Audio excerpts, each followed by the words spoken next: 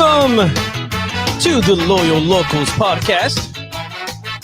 My name is Jerry Jimenez. Once again here with my compadre Steve Brokaw, Drew Steck. What's up, fellas? Not much, man. Not much. Glad to be back after a week off. I know. It was a much-needed break. Drew, you were the only one that was like, I'll do it. And then you're like, nah, actually, yeah, it's a nice break. We'll take a break. Yeah, no, I was like ready. I had it all set up. I was just sitting here by myself. And then I just talked to the wall for an hour. So it was what happened. The wall needed to catch up. That up. We can put that as an episode, like a lost episode between 27 and 28. That'd be awesome. Oh, I need to tell us of that. Yeah. Thank you guys for joining us. Running a little bit late today. We appreciate y'all. I see you there in the chat. Everybody here. I see Thomas, Frank, Danny, Eric, Kim, Corbin, Tom, everybody. Thank you guys for joining us. We're joined today by a very special guest. Unfortunately, due to some technical difficulties, you won't be able to see him, but trust us, it's him, okay? I promise you. Once you hear his voice, you know it's him. Mr. Sal Cecil coming on with us. How are you, sir? I'm good. Sorry about that, guys, but it's me. I promise.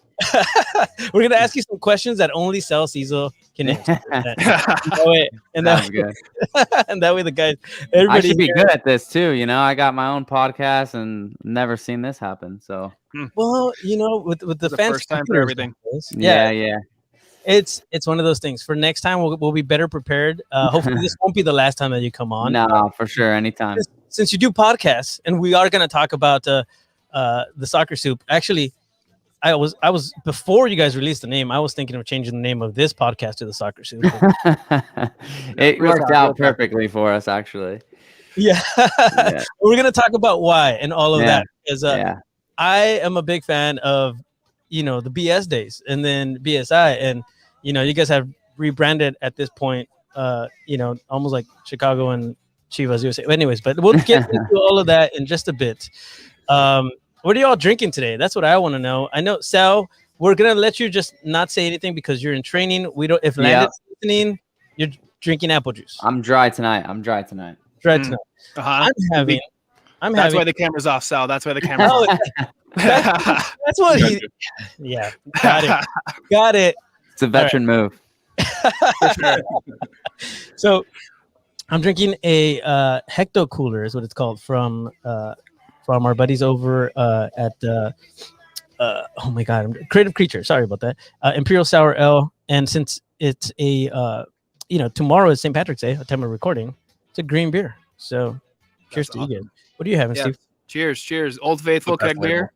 My keg beer, Buena Vista IPA from Booze Brothers Brewing.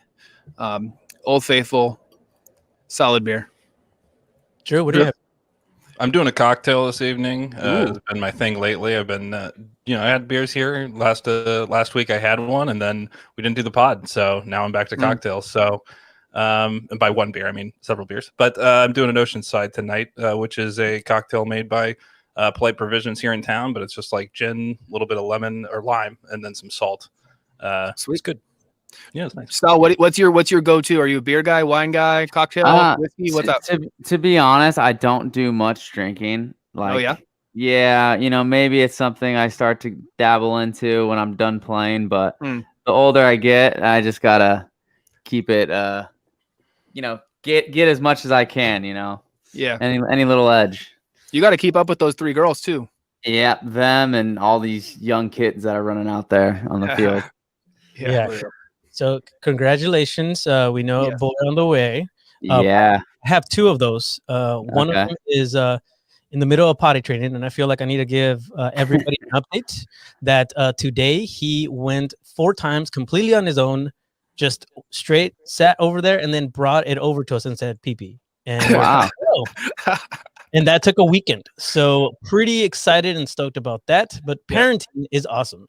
That's been super fun. I got one of them, and he just started walking this last weekend. More today, so wow. One boy. Yep, milestone week for us. Yeah, a lot of milestones. I remember we were in like LA, and I was telling Landon, like, I think Steve Bryce was just born that day, or like in the morning, and we were in at Cal watching a preseason game. And I remember telling him, and since then, like he's already been a member of this thing. But yeah, man, we're super excited. Obviously, Sal, to have you on. We're all talking about personal stuff. We need to jump into asking you questions, and let's see if he can answer them. Sal, Let's hear him.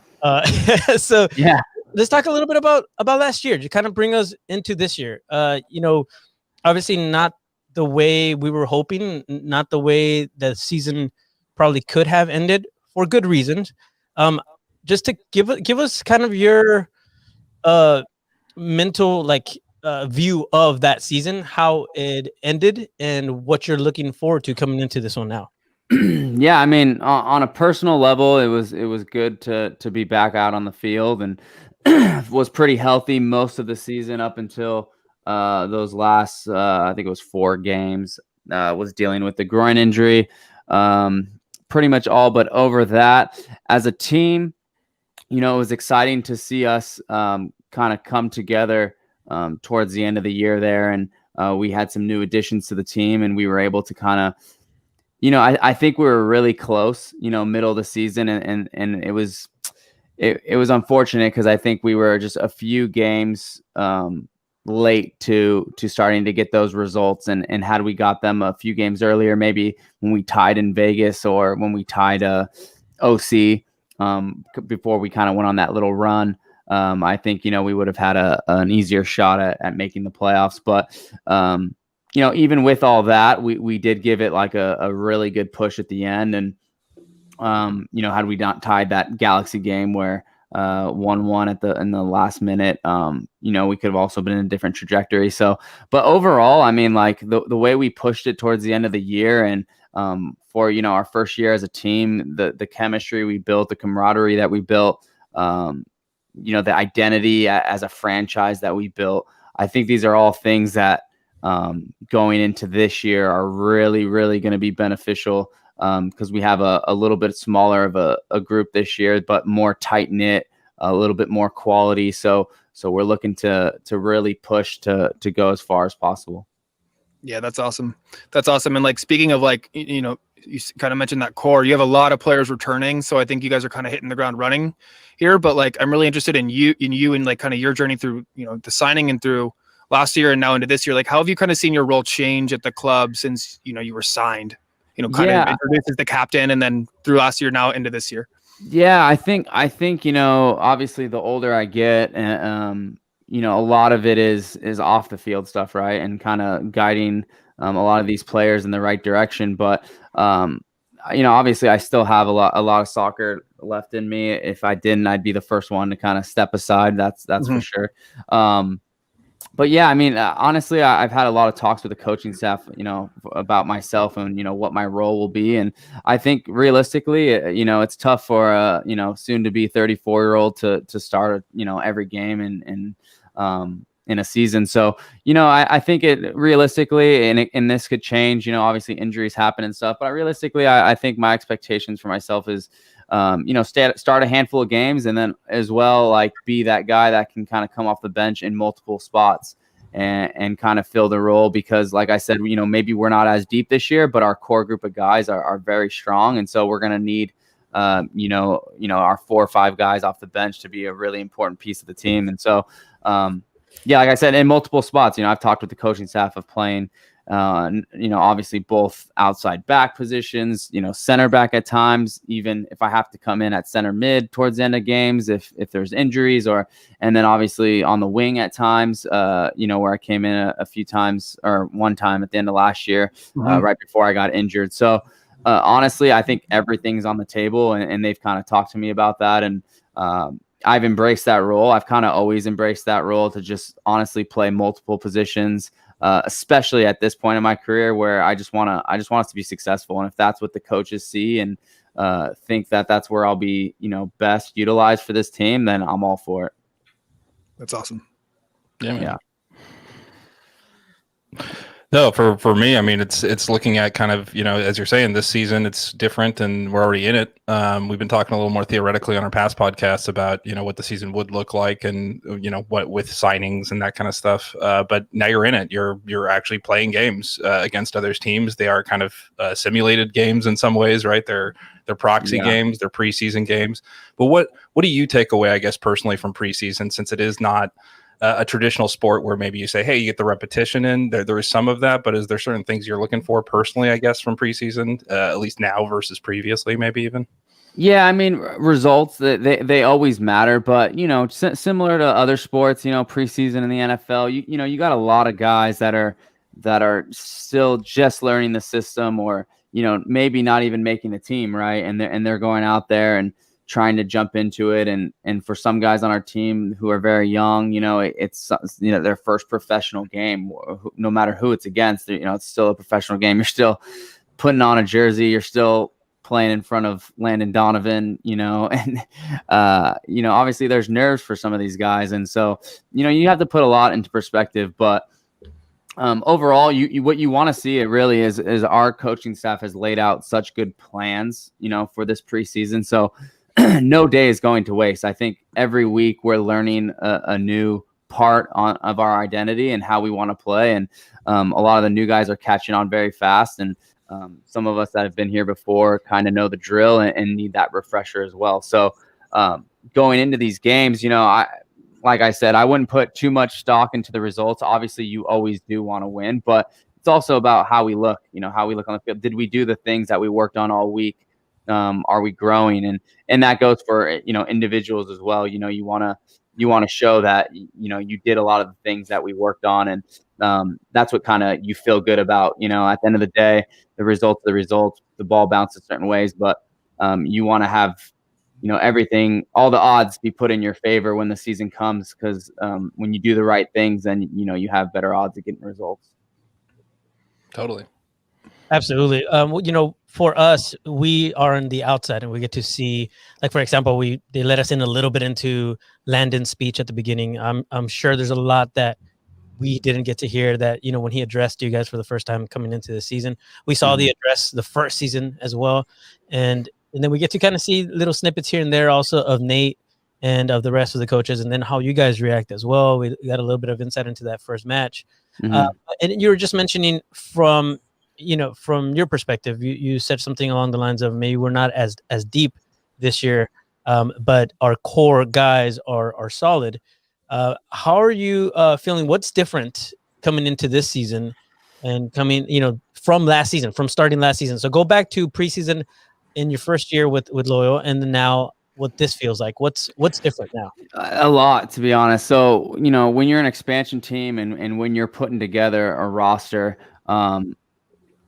everything in that first year was different because we had, I don't even know the exact amount of guys, but we had, 24, depth players, but at the same time, no one really knew their role, right? No one knew who was going to start. Everyone wanted that spot. It was up for grabs, And so when that mentality comes, sometimes there's a lot more fight, but at the same time, there's no direction that we're kind of headed as a team, And so that first year, there was a lot of figuring out ourselves, figuring out our style, and as a coach and as an older player and stuff, that's not everyone you sign is just going to work out. I mean, you're not going to go perfect for 24 for 24. Like, oh, all these guys are going to hit on all cylinders and we got our 11 and all these other guys are just going to be, great in practice because they're not going to care that they're not starting. I mean, that's just unrealistic, right?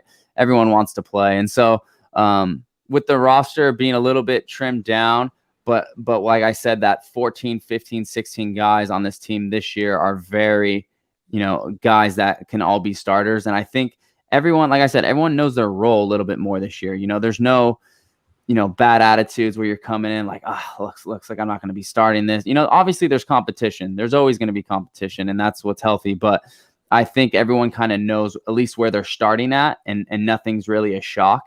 And so, this year is just, I think it's exciting. I think guys know each other more. Like I said, the chemistry is already there.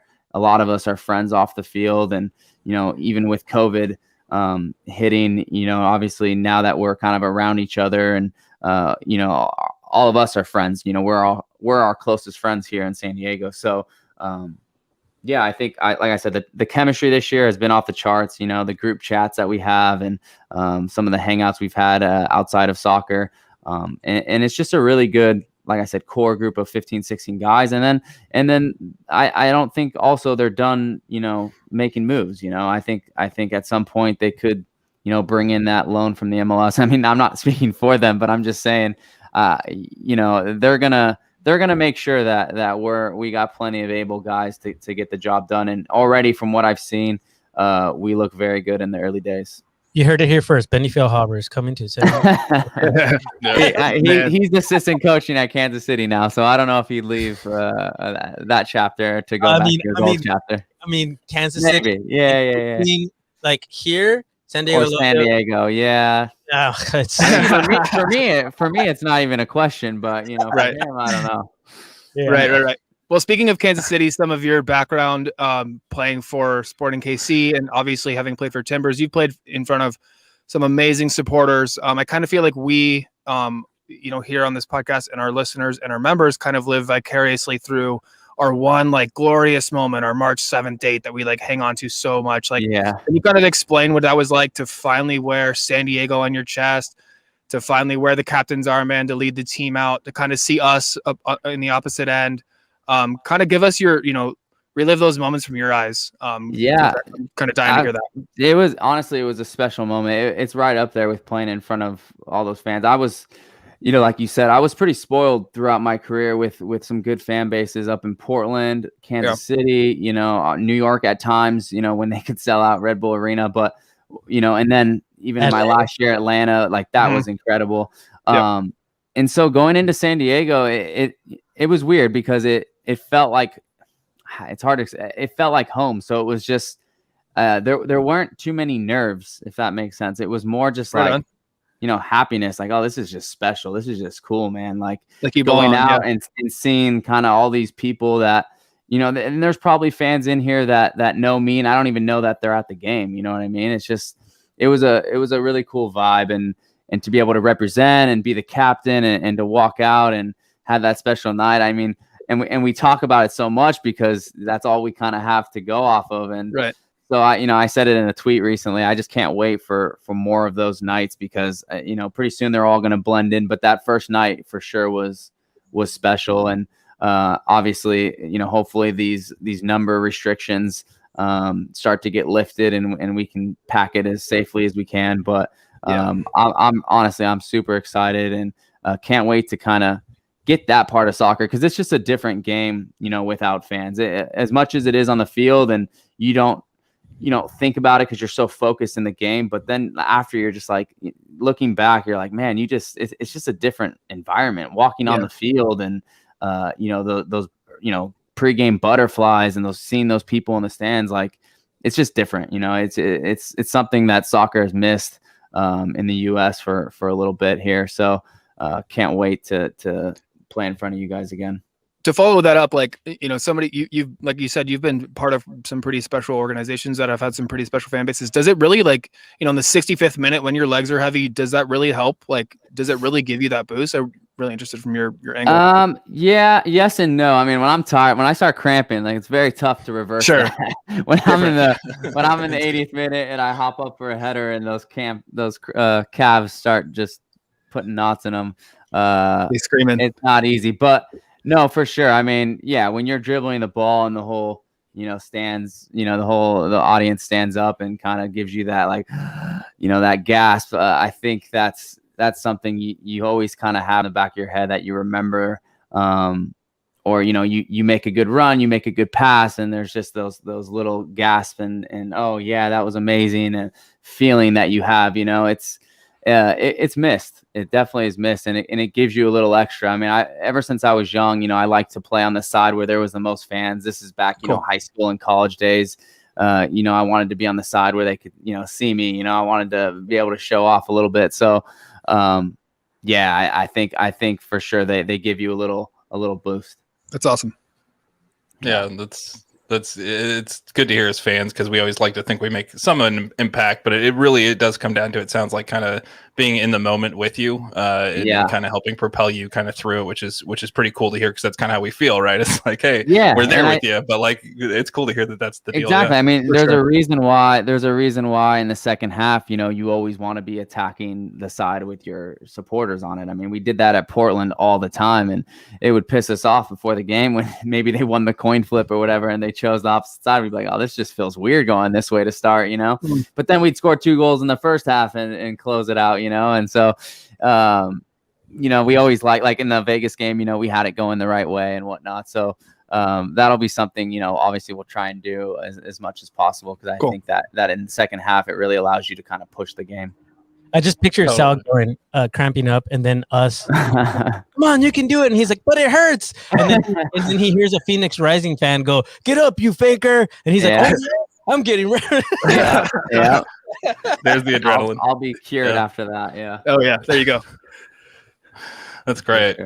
For me, I mean, it's definitely. I was at the double post game in Portland. I will say, having it in front of the Timbers Army was like, that's why it kind of felt like, in some ways, in that moment, like, you like to think like, just that difference, a little bit of difference, right, makes a difference when it's 11-11 and that whole thing. So it does. It comes down to that. But that's one of the craziest MLS games. Did you talk to John Kempen about that one? Was he on this podcast, or we haven't had him on yet? Oh, you guys got to have him on. Yeah.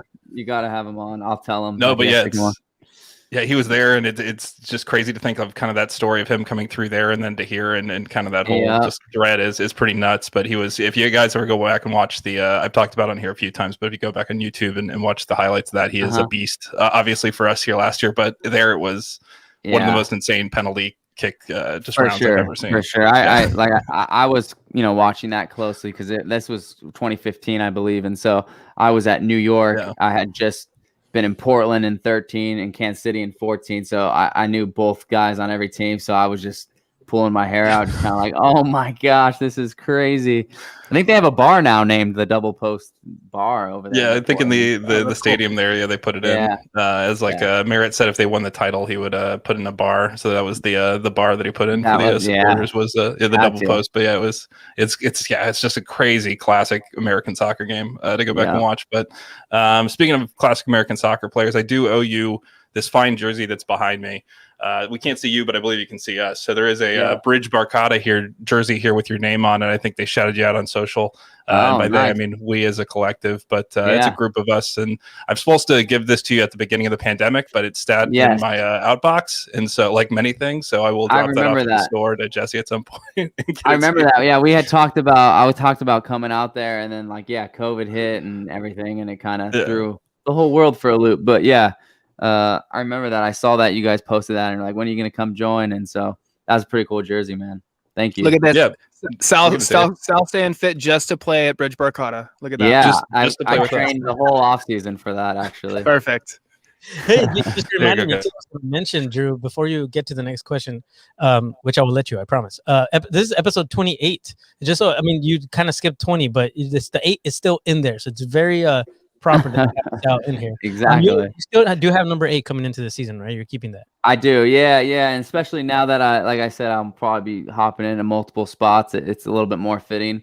Last year I was playing kind of one of the center backs in the 3, so an 8 looked a little odd in there. But hopefully, it's gonna be a fun year. I like I said, I like to embrace a lot of challenges, and I'm pretty confident in myself that I can play multiple spots. Actually, when I first signed here, one of my first get-togethers, I met up with Landon for lunch, kind of when we were real early days, just kind of discussing about that they're bringing a team here, and he wanted me to be a part of it, and just off top, we got to talking, and I was just basically saying, like, look, I can play pretty much wherever you guys need me, like, just to fill in a hole, like, if there's injuries certain days and a guy we need a center mid, and there's no one else, I'll be the first one to hop in there. So I like to embrace these new challenges, and that's what's kind of enabled me to have coaches kind of give confidence to play me in multiple spots, right? Because I wasn't always a right back, I wasn't always a center back, but they asked me, and I just embraced the challenge, and so it hasn't always been pretty, right? I'm not a natural center back. I'll be honest with you. If you guys ever saw me early in my career, I would have never told you I would ever play there. But I mean, at a certain point, you kind of just learn the game from multiple lenses, and it helps. And so, I enjoy it. I enjoy the challenge of playing different places. Yeah, that's awesome. Yeah. It's kind of crafting, into my question, which was mainly about growing up in Southern California and being a player. My dad went to Patrick Henry, so did my mom, and grew up in Del Cerro as well. But he was a ball player. He played baseball in the minors for a number of years. But he always kind of said that being a Southern California player gave him two affordances, one of which was being able to practice all year round, which certain players all around the country aren't afforded, especially when you're in different markets, right? Like Kansas City, even, it's pretty hard to get out there during summer sometimes when it's pretty hot. But the other part of that was playing against, world talent coming in the sport, through high school and that kind of thing. And so my question for you is kind of twofold. It's one of which, what did it mean to you to be a Southern California player going into kind of the greater soccer sphere? And then beyond that, just looking at the sorry, I just lost my train of thought. That and then plus the idea of being a high school player transitioning into soccer specifically, going through that route as opposed to somebody who came from like a club perspective or a club academy perspective, which a lot more kids are coming through now. What affordances maybe being, a regional player here versus also that pathway maybe for you?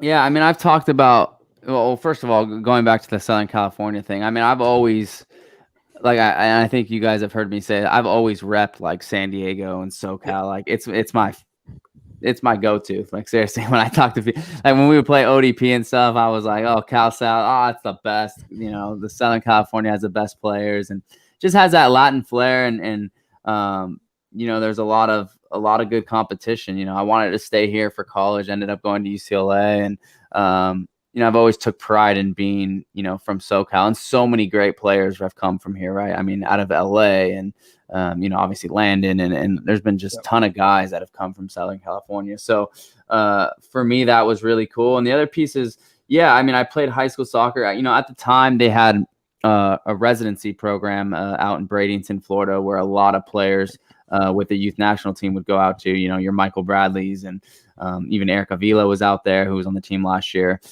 at that age. And so, I was always a little bit kind of on that cusp of, getting asked to go there. And to be honest, I'm so happy they didn't, ask me to go there because I really just enjoyed playing, high school sports. I think that's so important, just to be able to play like within your community and kind of, like in England, you grow up in a certain academy, like Jack Metcalf, he's still a, diehard Liverpool fan growing up in Liverpool. Like for me, that was, high school soccer, right? I mean, it's as stupid as that sounds. I mean, it's just, Patrick Henry, San Diego, that community is where I am. And so, I really did enjoy that. It is a shame for me that, that they changed some of the academy stuff. And, they're basically now like, there's basically little residencies, all throughout the U.S. And so, you get a club like, Surf Albion in the top clubs in San Diego, who now have,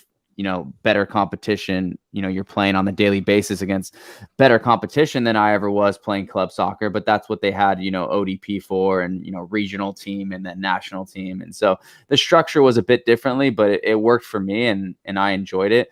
But yeah, no, like I wouldn't, even if in today's day and age, I'd like to think that I would, at least try to squeeze in a year of high school soccer, even if it meant sitting out for the time being at one of those clubs, just because, like I said, I really did have some of my best memories playing on that turf field at night in front of, your high school friends that I'm still close with till this day. Yeah. That's awesome. That's awesome. Thank you for sharing that with us. We're running out of time with you. We do want to respect your time, and obviously we want you to come back eventually, and we'll talk a little bit more. But I want to jump into your podcast. Obviously, for those of you that are here, I would hope that you know about BS and then BSI, and now what is called the Soccer Soup. Yeah. For those of you that do not know, Sal has a podcast, and he's had a podcast. I believe this is going into season 3 now, right? So first, season 3. BS, right? Which is Benny. So it was the It started with Benny and Sal. This was probably our first, like, I guess our first season was BS, but we had Ike come on probably halfway through or a little bit before halfway through that season, and he really lobbied to get that I in the title. So we changed it to BSI awesome. For season 2. And our first guest for season 2 was actually Alan Gordon, who it was a great episode, God. Really funny, like. Yeah, that was so funny. I was dying laughing. Yeah. The soccer cleat story. Yeah, all that stuff. So, oh my God. So when Benny's schedule was starting to change, he was getting into coaching at UCLA, and then he left to go coach at Sporting KC. Obviously his time's a lot more packed, and he's got a family too, and obviously he wanted to keep it going, but couldn't. And Ike, he has some. His schedule with a player, and he's going through some, medical issues that he's kind of recovering from. So it was tough for him to also commit for the upcoming year. And obviously they both, gave me their blessing and they said, hey, why don't you, kind of keep everything where it's going, because, we were getting a good amount of downloads and everything. And as you guys know, that's what, kind of people look at for podcasts. So I basically approached Alan like, hey, you do loans right now. You have no affiliation to MLS or soccer. Like, you'd be perfectly reckless to be able to say whatever you want, and there would be no repercussions. So he was still, he was like thinking about it. And he's like, you're right. I've been wanting to start something like this. And so he hopped on, and then he was telling me about his buddy Dan Gargan from LA, and they had a show together, I think, a little bit, and they have a good chemistry together. And so it all kind of worked out and fit. I had a little Zoom call with them, and they were all for it. And, it's nice to jump into a podcast where, you already have ads, you already have listeners, you already kind of have your whole setup. You don't have to start from scratch day one. So they were pretty pumped about it. And we actually just did our first interview yesterday with Pablo Mastroeni, and it was a good one. It was real funny. I asked him about those 2002 World Cup pre-pictures that him and Landon and a bunch of guys did, and oh man, he was saying some funny stuff. A little preview, but the photographer that was taking him, I guess apparently he kept telling him to give him sexy lips. So that gives you a little preview into what was going through his head. So if you ever see those pictures, just think about the photographer telling all these players to show him his sexy lip or their sexy lips. So I think everybody here is right now subscribed to The Athletic. So you've seen some of those pictures. Oh, yeah, they did that article, right? They did that big article, yeah. Some of the quotes in that article. Oh my God. I know. So that cracks me up every time. So I had to ask him about that. And also he's a very philosophical, kind of deep thinking coach. So he had a lot of good nuggets in there. So yeah, check it out. But it was cool. I just want to make sure that everybody on here goes and checks that out. It's coming out pretty soon. It sounds like it should drop tomorrow, actually. Yeah. So go look for it. The Soccer Soup. It's on, I believe, the Believe Network right now. Yeah. Dan Gargan, by the way, played in Chivas USA. He played in Galaxy as well, I believe, while Alan Gordon was there. Alan Gordon and you played in Chivas USA for a while. I consider Alan Gordon very much a Chivas USA legend. All right. He played 9 times and scored once. That automatically means he was a Chivas USA legend. Yeah. And most players there. And myself as well. I think I played 10 games and had 1 assist. So there you go. I think it was match made. Chivas USA legends.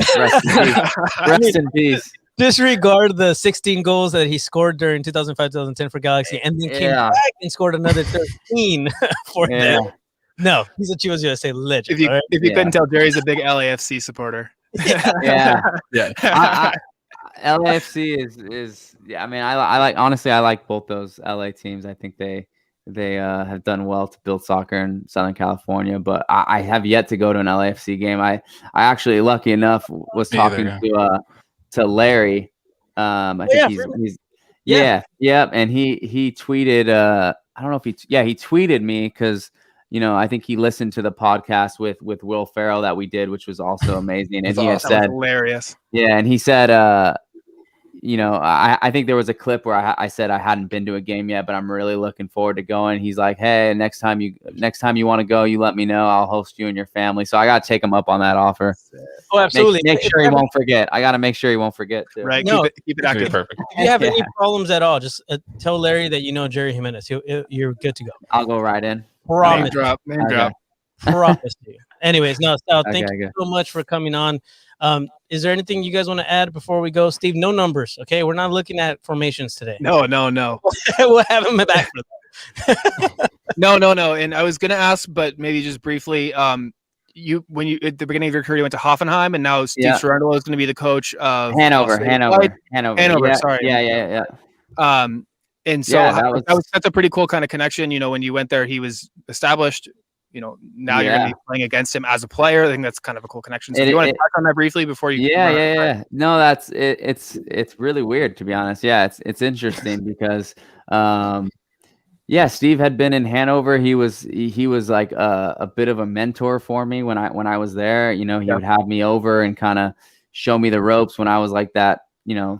SD kid coming over, didn't speak the language. He had picked up the language perfect. He's dating a German girl at the time who's now his wife and he has 2 girls, and he's just fully entrenched in German culture. So, I didn't know if he would ever, kind of make that switch over to the US, but he had been coaching, I think, with the U23s and whatnot. And we always kept in touch, on social media, and our wives keep in touch as well. And so, when he was moving, when they announced, I think Twellman kind of was the first one to drop it, but he had said that Steve was going to coach in Vegas and that whole bit. And so my wife reached out to his wife, Mandy, and was like, hey, are you moving to Vegas? Are you moving to LA? Like, what's going on? And so I think they're moving to LA, and he's kind of working under LAFC's umbrella, but they're going to play their home games in Vegas. So a bit strange. I mean, I don't know. Yeah. But I mean, it's cool. It's going to be honestly really weird because I don't even know if I've seen him in person since, I left. He's come back a few times to San Diego, but we never kind of, the off seasons were always different when I was away and he was there. And so it'll be really cool to see his face. When we play him, he's going to be like, whoa, this is weird. Like, I played with you and now on some random field in Vegas, playing in a USL matchup. But I'm excited for him. I think he's got a long career in coaching ahead of himself. So whether that be in the USL for the time being, but I also think, beyond that, I think he can go, MLS and then even even beyond that. So I know he got his UEFA Pro license a long time ago. He mentioned that in some podcast he did. And that I think he's got a really good career ahead of him as well in coaching. Always followed that, your career, Cherundolo, Frankie Hejduk, the San Diego kids, love to kind of follow them. There's so much history here. Joe Corona, the list goes on and on. Ariola currently still. So it's incredible how many products we've given from here. So thank you for telling me that. That's awesome. Of course. Yeah. So looking forward to that for sure. But anything else, guys? I don't mind. I got some time. So if you guys are have any more questions, feel free. Don't feel like I'm rushing you off or anything. I'm good. I don't care. All right. No, you were talking about you're looking forward to seeing his face. We look forward to seeing your face. Yeah. Yes. And as I like to, looking forward to seeing your guys' face as well. Drew, did you have one more for him? Well, I was going to ask just because he brought up during his interview and it was kind of out of the mix, but the number, right? So 8. The team seems to be very in on certain numbers having a lot of meaning. Are they big about just kind of, you don't have to spill Nate's secrets. Trust us, we know he'll come for us. But is there a sense of like numbers actually meaning anything, or are they more relative to kind of the veteranship and kind of what guys like? I guess. Yeah, I think that's the second bit. I don't think they really care. I mean, I think there was obviously some significance behind just giving the 10 out to anyone.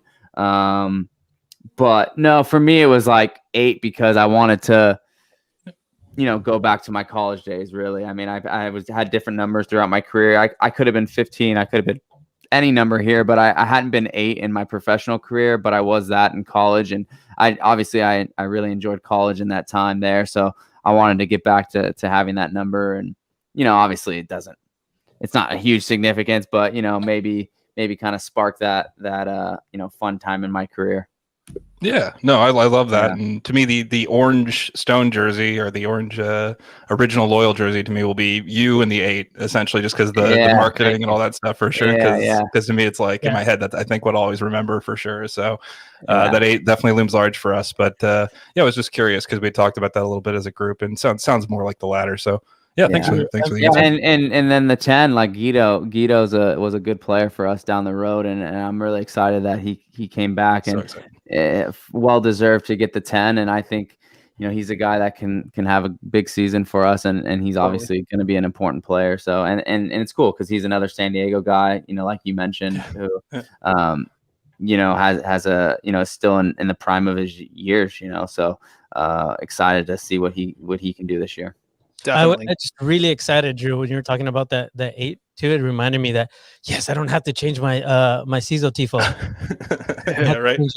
It can stay an 8. That was me, but I made that for you. We'll get you to sign it hopefully this season. But yeah, man, just to kind of close it up and let you go, because we do want to be respectful of your time. Obviously, I know you have children. I know what that's like. We have a few more topics to go over once you're out of here, but we won't take any more of your time. I kind of want to just have you give the listeners, the locals, the supporters. We have your back throughout this whole thing, and these are the people that are listening right now. Do you have a message for them going into the season? Just be as loud and crazy and supportive as possible. Honestly, I think you're going to see a group of guys out there that are really anxious to have you guys there, and and I'm sure likewise, right? So it's going to be really cool to be able to play in front of you guys, and we know it's going to be loud, and we know it's going to be obviously limited capacity at the start, but I know we're going to hear you loud and clear. So we're going to give it our all. Obviously every team in the league is going to say championship or bust, but we truly believe it. We want to win the championship. We're not going to shy away from saying it. So that's our goal. Anything else is going to be deemed failure. And I know that's harsh, but I mean, that's just the reality of it. I think any team that has our quality, would say that. So we're excited to get the season started, and we're looking forward to playing in front of you guys. Thank you so much, Al. Yeah, we're gonna let you go. Have a great night. We'll see you very, very soon. Thanks, guys. If we don't see you, you'll hear us. I will. I promise you. I'll have this camera sorted, and I'll come on again in the next few months. You guys let me know when, and I'll come on. We certainly will. Thank you very much for your time, man. Right. Thanks, guys. Cheers. Thanks, Al. All right. Later, bud.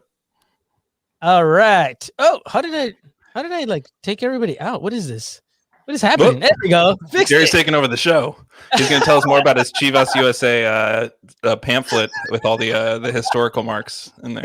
Yes. No, I just thought it was hilarious because seriously, it is funny. It's really funny. I'm like, they all played for Chivas USA at some point. That's hilarious. They should call it the Chivas USA podcast.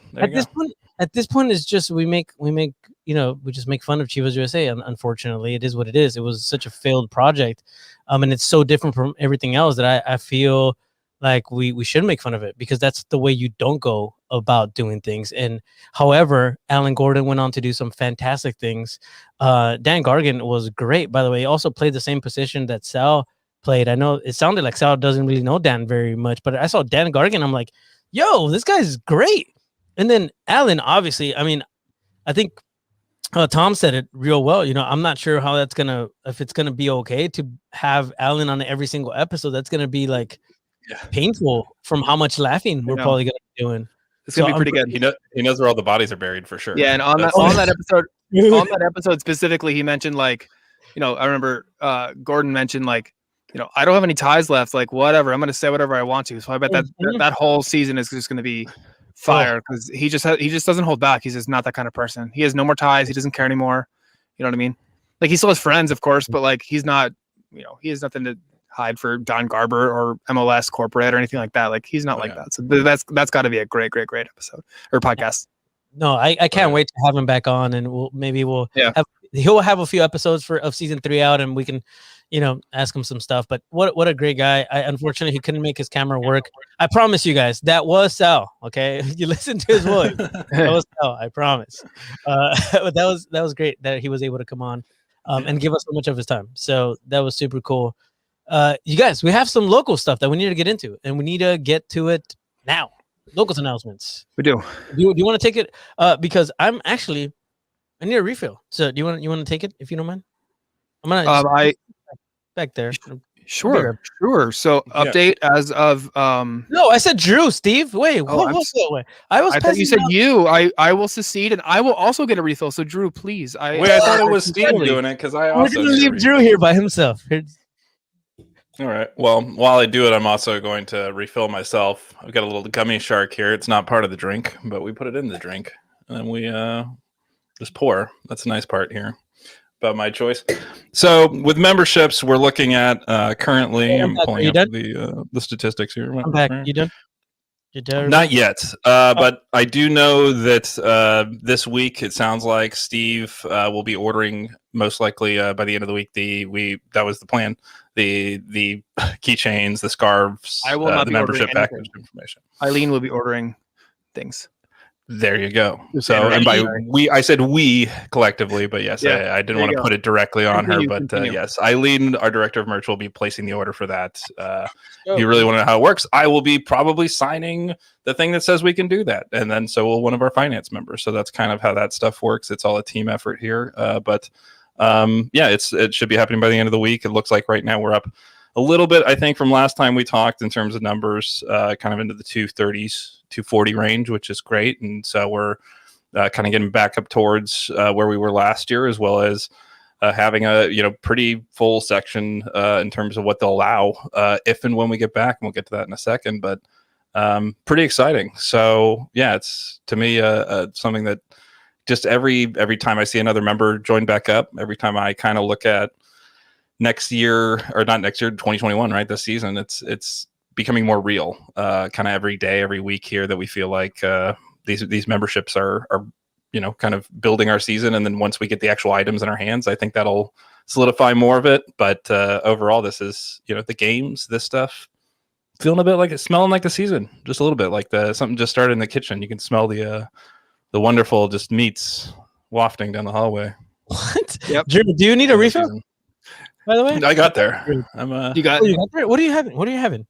My Oceanside. Yeah, okay, same thing. I just refilled it from a cocktail shaker, but I did add a gummy shark this time, so he swims like an Oceanside. They're sharks in the water. Yeah.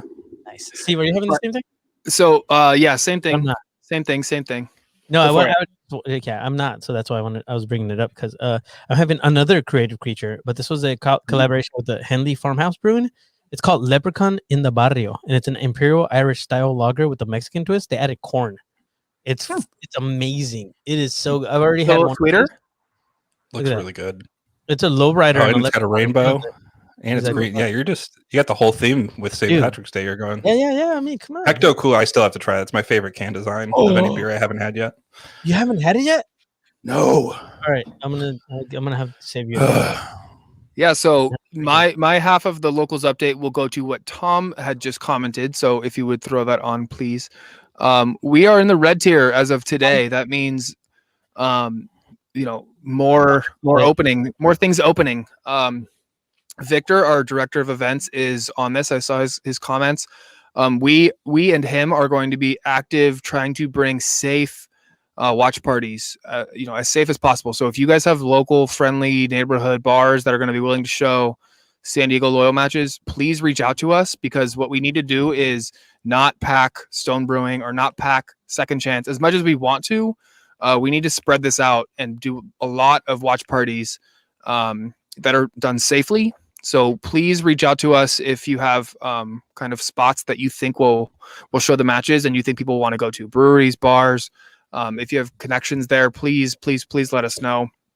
We want to provide events for you guys to gather and watch any away matches, but we want to do so safely. And that means not doing massive, 1 or 2 watch parties. That means doing, much smaller gatherings, but doing so safely. So please reach out to us if you have any spots. We're definitely going to be talking to our partner bars, partner breweries. We have a couple other things in mind and connections. So please reach out to us on our the DMs are open on social media. That's probably the best way to reach us and hit our brains. So yeah, yes, I was yes, just going to say. Go ahead. Oh, I was going to say safety is comfortability. So I think part of our tenets are safety, right? So it's just part of that's being comfortable. Part of that's our partners being comfortable, and any brewery or establishment that's nice enough to have us, whether that's here in San Diego or on the road where we may end up this year. I don't know. We'll see. But if we do, always treat this place with respect. Part of that right now is not crowding anywhere. It's just the necessary fact is just being nice to those, nice not only to our own members, but also to the wait staff and the people at these places, to where they don't feel uncomfortable. They don't feel like they're in a position where obviously they would like any business, it seems like, but in a way that everybody feels good about it and doesn't make their other patrons feel like we're putting them out. So it's just anywhere that you think would be a great place to get a few of us together. Let us know. Even furthermore, like the more we do things safely, the more I think we can, show we are able to do things safely. That's a pitch to, possibly Troyer Stadium, who are a private university. They can control how many people they want to let in, no matter what. So like we need to be able to demonstrate that in the future potentially. And if we do things safely going forward, that's going to be a tick in our box. So Jerry, go ahead. I know I interrupted what you were going to say. It's fine. I forgot. This beer's delicious. Ooh, good to know. It's starting to kick in. Woohoo! No. So for this, I was going to mention that I did remember. Yes, we should do this for Bum TV, sir. That's what I was going to say. Like, that'd be fun. How the sausage is made. Yeah, that'd be fun. It'd be a great nighttime video for you to watch before you go to bed. It'd be fantastic. Yeah, I mean, we should just set up a camera for the day we pack all the scarves and ship them out. There you go. Yeah. There you go. Oh, it's like it should be like those old Sesame Street or like Mr. Rogers videos in between where they're like, this is how they make crayons, and they like show you all the steps of how they make crayons, right? Where they're like, here's the mixing of the stuff, and then they like the packaging and like I don't know. We can do that. Right in the middle of the podcast. Here's a message from our sponsors. It's like, yeah.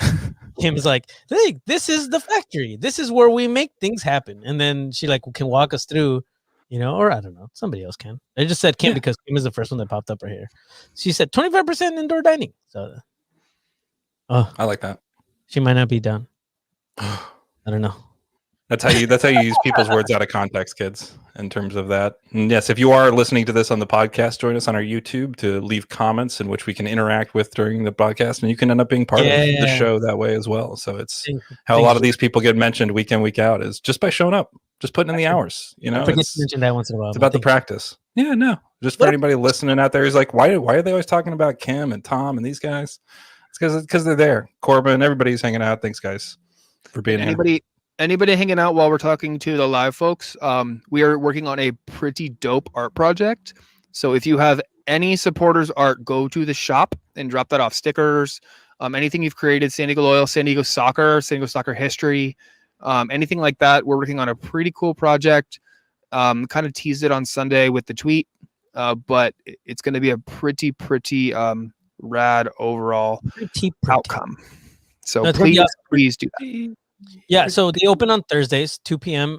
Make sure it's the shop. We're talking about the shop, the San Diego Loyal Soccer Club. That's why I didn't specify.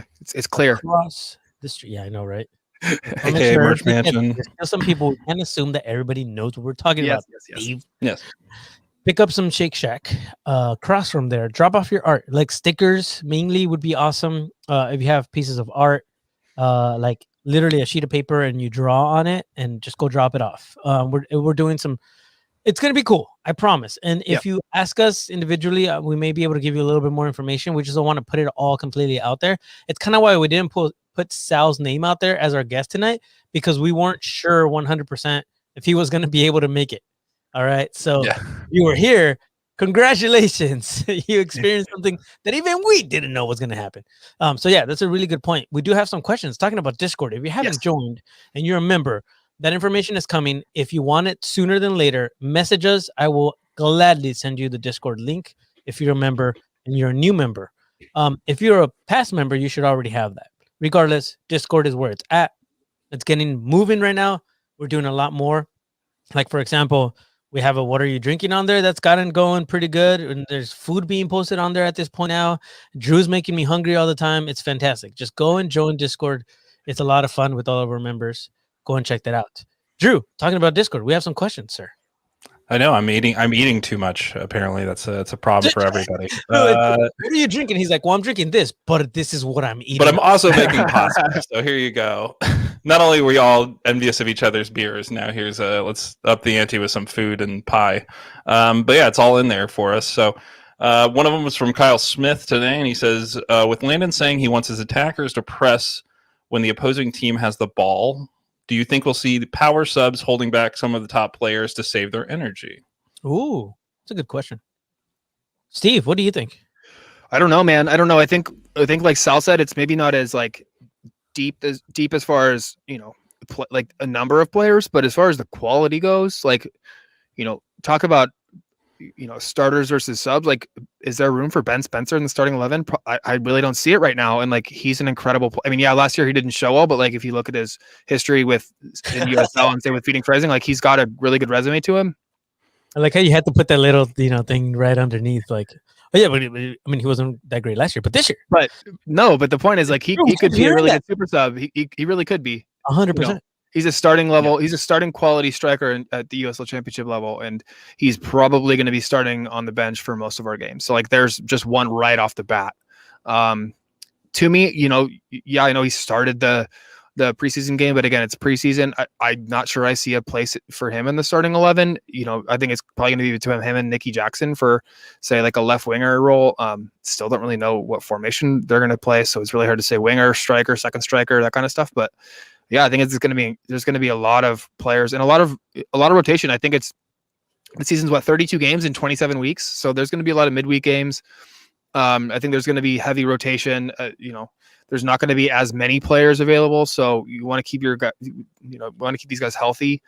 So I think we're going to see a lot of rotation, and the players who rotate in and out are going to sub in, and I think we're going to find a really good blend of like everybody kind of finding form and finding minutes. So yes, I think there's going to be a lot of solid players this year. I agree with that. Drew, do you want to add something to that? Because I was going to say, Sal pretty much told us, like, it's going to seem like there's more. And if you watch any form of Liverpool over the last year, unfortunately for fans right now, it's not ended as well this end of the season, but it's because the press is so heavy and they've played so many more games over such a period that they normally don't. That's not as much of a concern with the team currently. So if you do look at kind of those two, you know, opposing, just using them as an example, right? They played a string of games, then they played one season almost back to back into another season with a European campaign in there as well.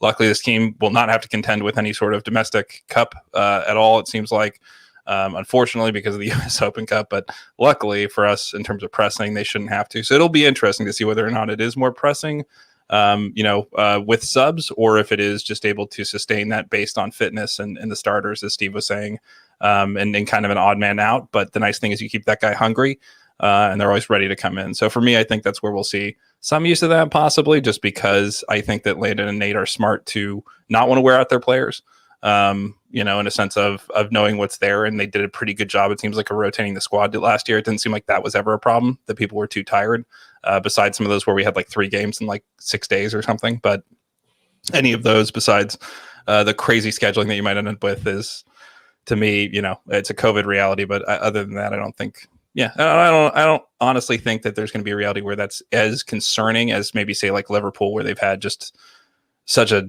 everybody's out of gas, and unfortunately you just can't do that kind of style when you're out of gas a little bit. I think at this point it was 6 straight losses for Liverpool. Oh, man. I'm not going to go there, but it's not good. And no, but I agree, because here's the thing, and this is what concerns me. But it's what happens. Yeah. My understanding is that this club was very much set up to play in a Liverpool style. However, it's the winning Liverpool that they were trying to, copy, I guess, or to, borrow from. So it's different. Okay. A couple of things real quick. And you may have seen it. Josue, welcome. Cheers from Chula Vista. Thank you for joining us, man. Nick said, "What are you drinking?" is my favorite page. And then Corbin said, "What are you drinking?" has slowly become the most popular page.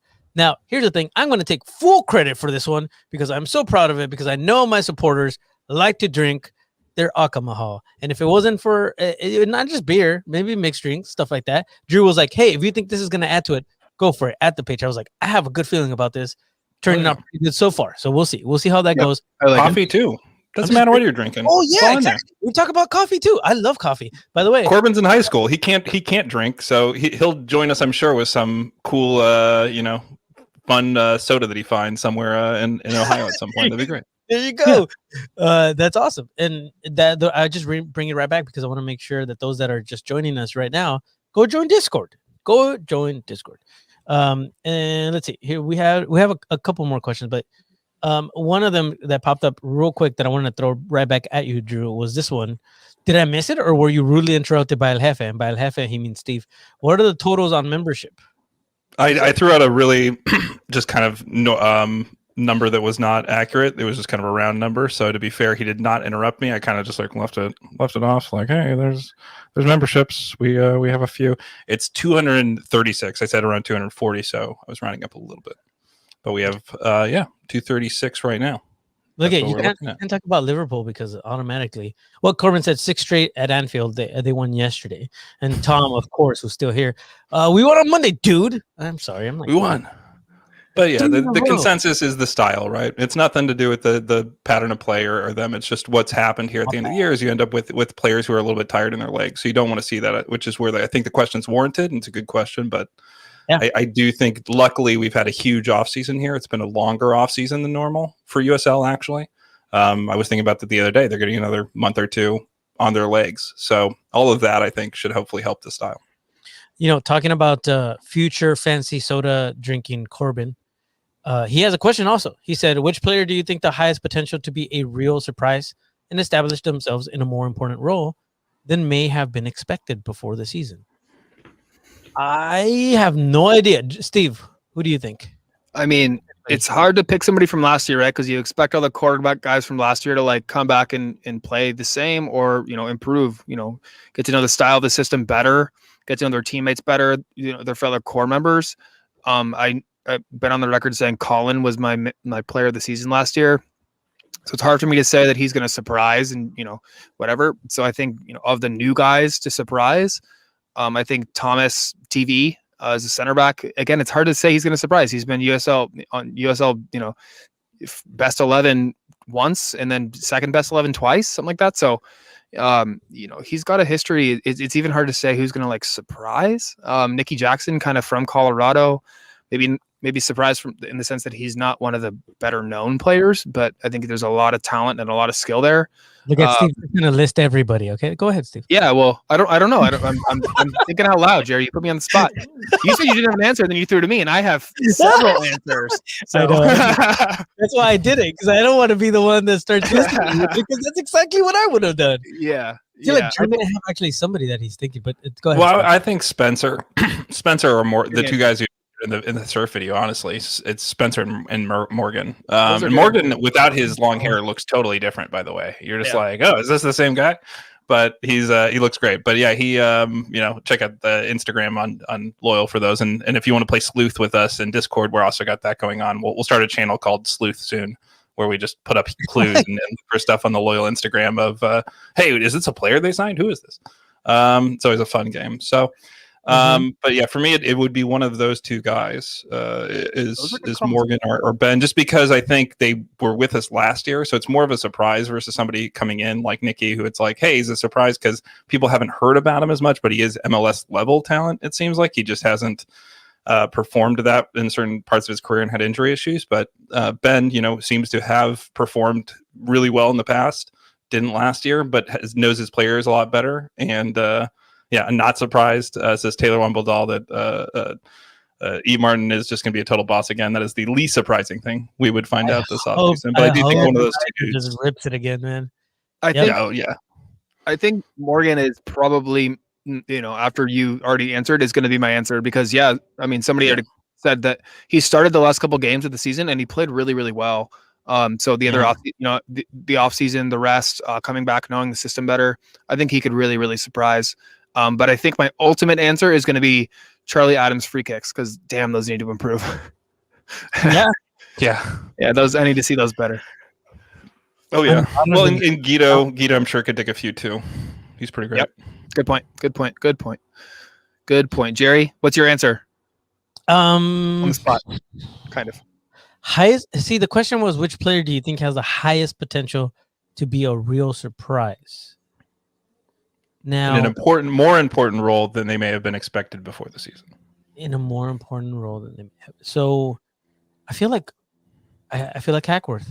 I think Morgan. I just don't see Ben playing a lot of minutes. I hate to say it, but I hope I'm wrong. Maybe that's the one. Maybe you're on the right path when you said, the two guys, Ben and Morgan. I think Elijah has already been fantastic. I'm expecting a lot already, obviously, from our number 10. El Diaz has to perform, and then we're looking at, the guys up front. Nicky Jackson, I think I'm expecting a lot from him too. I don't think he's going to surprise us. I think he's just going to be a beast over there, along with the rest of the guys. So I just don't see many surprises happening. I think we already know how they should perform, and we have a very high expectation. Here's the thing. It's not just us. I think the majority of the league has high expectations of this club just in general, because on paper, we look freaking good, like really good, scary. So yeah, I'm going to go with Morgan. I think Morgan Hackworth is going to step it up. And absolutely right. At the end of the season, he was making some huge leaps and bounds. I think Nick said it. It's going to be great to see what this team can do. I do see a lot, and I'm sure you guys have noticed, I do see a lot of new faces that haven't been announced that have numbers on their jerseys already. So we're going to get to see some youth. I think some of the youth is going to potentially surprise us. I do believe we're going to see some of these young guys, hopefully San Diegan, hopefully from, these areas coming in and starting to surprise us and making a name for themselves. Some name that we might be like, who's that? And all of a sudden they're, putting balls in the back of the net for Loyal. And this is the future of U.S. soccer. Like, that's what I want to see. That's what I'm excited for. And some of these guys look pretty darn good, and they look like they can hold their own. Two Balls can tell us they were over there. I don't know. And are they? Yeah, there they are. Shouts. Yeah, I'm just hating on them because I want to go. They're saying the presence of Herzog would be a surprise, but I think that's not going to surprise anybody. He's our signature offseason signing, so he should perform, being one of the top goal scorers in the league, year in, year out. But I would say Toomey to me is the other player we didn't name that has the potential to explode. He has the talent to explode. It's just a question of being in the right place, in the right system, and making it work. But he is the talent. You're right. He seemed kind of like lost almost every time he took the field last year. He seemed kind of like he had the energy and he had the talent, but he didn't really have a position. And that's okay sometimes. I mean, you look at the guy like, and I'm going to default to my traditional example for a player that never had a position but always worked, was Coutinho when he was at Liverpool, because man, he was so good, but he was not a number 10. He was not a winger. He was not a midfielder. He was whatever Coutinho wanted to be that day, but damn, he was good.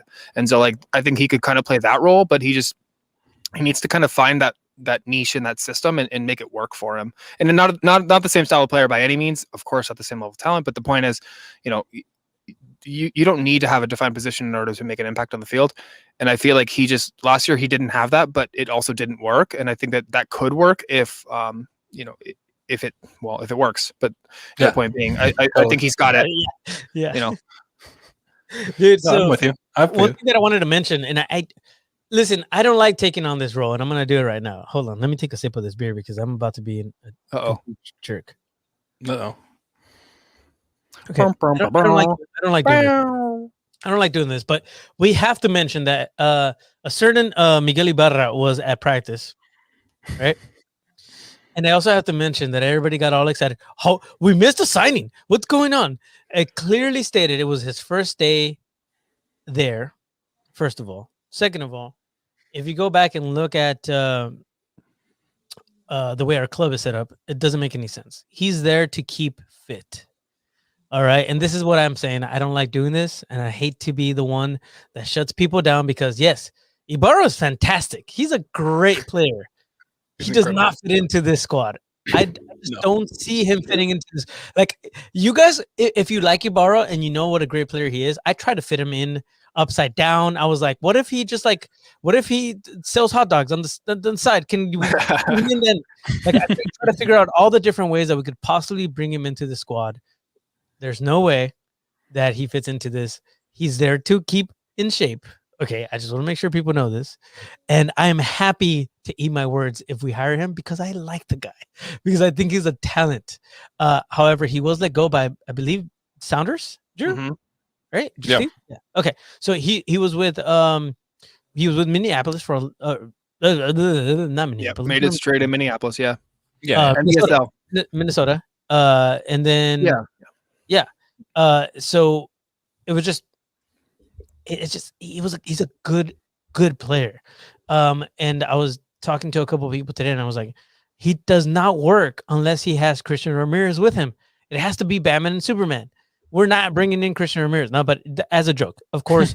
Listen, I just don't see this working. So I hate to bring everybody down that was like, oh, I missed it. We got Ibarra. No. All right. This sort of thing happens.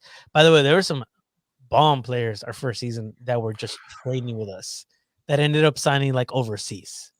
So that's all I have to say about that. All right. I hate to I just love that there's great talent around the squad. Yes, always. Exactly. Like the fact that like I don't know, Zlatan could show up to practice one day apparently. Like, you know, like cool. Like great. Like I'm just into the fact that the club has such great, you know, talent rotating around it to where, you know, hey, we're seeing it like an MLS club where we just have so and so drop in to train because they see it as a great facility. This is also the advantage of having Chula Vista Athletic Training Center down there is the Olympic facility there is a reason that these guys feel, hey, I can hang out in San Diego. And you know what? It's going to be better than whatever gym in whatever city, you know, I could be going to. And again, I brought this up with Sal a little bit is you can train here year round. You can train here, even though it's been a little rainy and a little bit, we joked about the weather somewhat this week. Wow.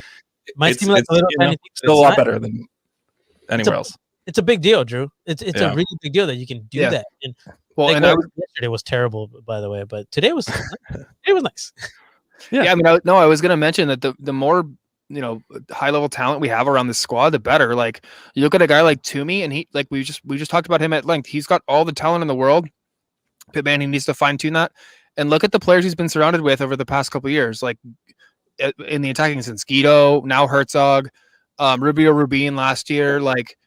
You know, look at this talent. Look at these players that are kind of like hone their skill through the years. And, you know, you got a guy like Toomey who still has a lot to learn, but he's got the talent and he's got the drive, learning. And, you know, this is how you build a club. You build it with, you know, some high level talent being around and you grow players from kind of this raw ability into this refined player. So it's a good sign. You know, the more the better. Yeah, we're on it, Nick. The weather committee did wonders today. There, you're welcome. I put in the complaint from yesterday. So yeah, they did their job. That's awesome. Is there anything else that we need to hit as far as locals topics go? Otherwise, I mean, I think we can call it a night. Do you guys want to do an after hours? Hang out for a little bit? Yeah, sure. Why not? Let's do it. Bit, yeah. Okay. Well, I gotta take a beer. I still have a lot of beer to drink. So, no, I think we're gonna call it a night for today. That was fun, and I think we got all the information we needed to get to you. If you're listening on the pod, just audio, we appreciate you. Join us. Trust me. Tuesdays. We're kind of making it a thing. Tuesdays at 9 p.m. We'll be here. Drew Steck, Steve Brokoff, myself, Jerry Jimenez here with you. And before we go, I did want to say today, the MASL, which is the Major Arena Soccer League, announced its playoff format. Your San Diego Sockers are in the playoffs. Every team is in the playoffs. That doesn't matter. We're in the playoffs. Yeah, I know. And we're playing the Tacoma Stars. It sounds like the 26th and then the 28th of this month. So follow the Sockers. Support your local indoor team. It's actually a lot of fun right now. We might not be doing as great as we should be, but there's a lot of fun stuff happening, and you get to watch a little bit more soccer before our season starts. So why not? Yeah. Let's go and check it out. Are awesome. It's the playoffs. Anything can happen too. So it's the, you know, season's a season, playoffs a different season. Second season starts now. Let's go. Yeah, so go and check that out. And that's going to do it for us. We'll talk to you guys very soon. Join our Discord. If you're not on there and you want to join and you're a member, please hit us up any social media. Email us even if you need to. admin@thelocalssg.com, I believe is the email. That would be best. Yep. And yeah, go and or the DMs.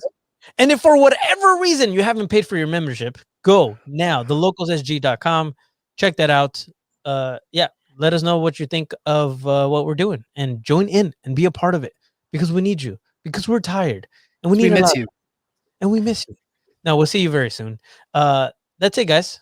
We're going to call it a night. We'll hang out after this. But yep, for our audio listeners, that's it for you. Adios. For Mr. Drew Steck and Mr. Steve Brokoff, my name is Jerry Jimenez. You've been listening to the Loyal Locals podcast. Catch you guys later. Bye.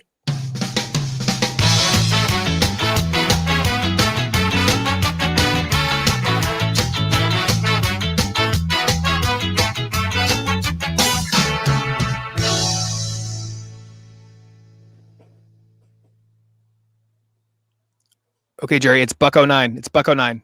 There, I said it. Buck09. And we're clear. Were you talking? I muted you so that I couldn't listen to you. I said it's Buck09. It was Buck09. The artist is Buck09. Oh, by the way, we have I don't know if you guys saw that, but we have a song that we're gonna have to premiere coming up here on Together Thursdays. I'll talk to you guys about it. One of our members. Sounds. Ooh, I saw this. IAIO. Yeah. Well, it sounds great. I've already heard it. It's fantastic. Great song. Shouts to Mr. IAIO. Dude, I'm drawing a blank right now. His name is Markland. His name Markland. Markland. Yeah. I wasn't gonna say it in case he wanted to reveal it himself. Wow. Lydia is inside. I thought Jerry was just slow playing it, but yeah, I was like, oh, if you forgot that. Lydia's inside. Lydia got her first COVID vaccine today. Yeah. He's taking it easy. Yeah. Oh, sorry. Yeah, that's for those of you wondering. Oh, dude, what time did we cut Sal off? It was like 39. 9:38? Yeah, no, it was on the live on the right before 40. Yeah. I got a message from Jesse. I got a message from Jesse that said, "Hey, I'm asking Sal if he wants to stay on a couple more minutes. Keep him on for right now." But I just got it right now, so I think we did good. I think he was willing to stay on, but I just want to make sure that we respect him. Steve and Drew, I apologize to you guys because I messaged you and I was like, "Hey, can we just let him go?" Because here's the thing: is the more they understand that we respect their time, the more they're willing to come and join us. As players, you have to understand these dudes wake up hella early. So. Oh yeah, right. And I don't. Well, then next time we ask him to do it, his wife won't be like, "Oh, those guys you spent 2 hours with, on the thing, and then couldn't get up the next day." That way, they're not as, So for me, it's always, get them the first time. I'm not trying to be a jerk and make it ideal. No, right. I get it. Next time, No, I get it. Next time we get them for 2 hours. Yeah. Do the full Ryan Young. Hang out for 3. I don't know. Be here till midnight. Shit, dude. Okay, so if you guys haven't gone and checked that out, please go and check out our interview with Ryan Young because he dropped so many nuggets. By the way, those dudes are killing it over there. Shout out to all of them. That was the tea, man. That interview was the tea. The tea. Remember when that was a saying? The soccer soup. Yeah, soccer soup. So I got soccer soup, Padres hot tub. I got a lot of liquid related podcasts in my life these days. Damn it, Eric. Steve, where's his scarf? Sorry, man. Got lost in the mail. I sent it out yesterday. We actually booked him a flight to Turkey to go weave it himself. These are made in Turkey, yeah. But Eileen inquired about the actual invoice today, so we should be getting that hopefully tomorrow and order placed tomorrow. So, and then it's about a 3 to 4 week lead, and then once those get in, we will absolutely get them out right away because we're going to be bordering on edge of season. Yeah. Get in, Victor. I was just going to say I saw memberships come in during the show.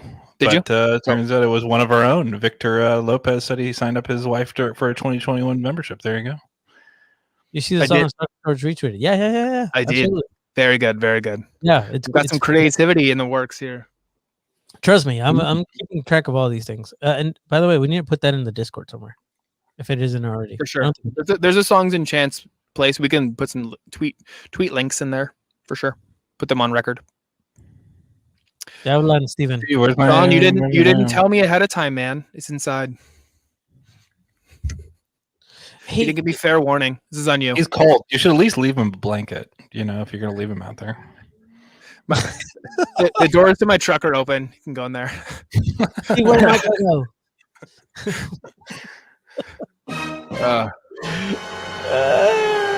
Bits on bits. Can't wait for Scarf Chain 2021. No, we had enough with 2020. What are you talking about? We don't want a 2021. Scarf Chain 2021. It's a different year.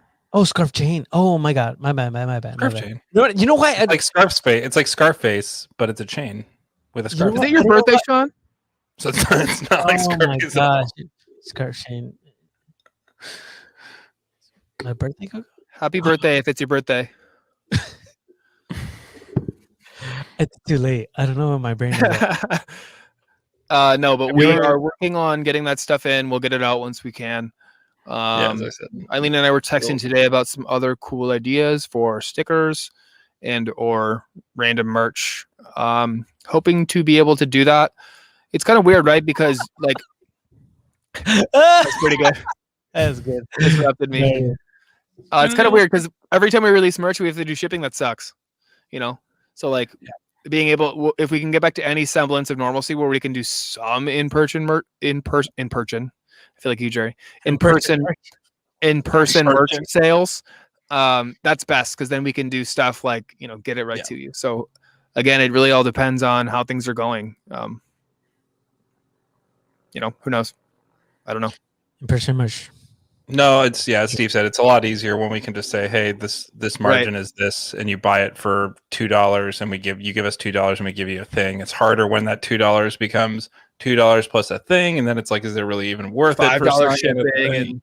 It's silly. It gets really silly really fast, and the problem becomes just logistics at the end of the day for something that's negligible. But any ideas are great ideas, but we'll keep, as Steve said, there's like always wheels turning on that stuff, so keep asking and we'll keep shipping, I guess, what we can. Happy birthday to you. Is it really his birthday? I don't know, but we're playing the birthday song. It happens. He doesn't have it properly marked on his Twitter, which makes me not believe him. All right, we're gonna take that off because I don't know now. I don't know. It might have not even been so. We don't know. We're the worst. Maybe we shouldn't have to rely on social media to tell us when it's people's birthdays. Maybe we should have it all marked in our calendars individually. I know. Like our mothers. It really is. It really is his birthday. Dude, like I beat the club to say happy birthday to Andrew. Yeah. By the way. How did that happen? Oh, nice. Come on, y'all. Because Jerry knows. Jerry has it in his calendar. He's got a big calendar in the kitchen with markers with color-coded birthdays. Yeah, that's what happens. Is that just my mom? Okay. You have no life and you're in COVID and you're unemployed. That's what happens. But I'm having spicy noodles. What are we talking about now? I think this is after hours. It's where people do free word association. But I think the idea is a dog eating spicy ramen. But I think that it would be fine. It would just look like what most things come out of a dog. Or sometimes, like if you've had a dog, things that come out look exactly like they went in. That's always an interesting experience. Stop talking too much. Save it for sausage time on Bum TV. Sausage. That's fine, Taylor. Thanks. Oh, we can leave. That's great. They're tired of listening to us is what's happening now. They want sausage time. Don't even know what that is, but let's do it. I'm up for sausage time. I actually had a dinner with sausage time tonight. Jeez, man. Drew, we've already heard enough about how much you like to put meat in your mouth this week. So what meat in the mouth? I tried to get there with the smells of the season drifting down the hallway, but I got cut off before I could get the meat to the mouth. Yo, let's go. Oh, she did it again. Look, I scrolled up all the way up. No, this is the second one. Go and check out Two Balls in the Mic's episode with. Damn, Tom, you hit that on the nose. This is definitely sausage time. This is sausage. You know what? That's it. Sausage time. Hi, Jerry. Here, I got some shark meat. Going right in the mouth. Man. It might be gummy. Yeah, just not so gummies and I'm just kidding. I'm back. things never taste as good. Me too mouth hashtag. That needs to be a hashtag. So good. Yo, So good. by the way, like It's like jungle to jungle, meat to mouth. and you might think it's funny, but it's absolute facts what he said. So go and check it out what he said and what we're talking about. Yeah. Because it's Oh, yeah. true. Because it's 100%. My wife goes, he's right. And my wife, by the way, lived in Tijuana for 16 years, and she knows tacos. So That's an endorsement. She agreed with Drew. So that if that's not an endorsement, I don't know what is. So Drew, I'll take that, man. I'll take that. No, it's true. It really is. It's the fact of life. It's hilarious and funny to reference to, but I honestly will stand by meat to mouth every day of my life. Yes, that's an audio.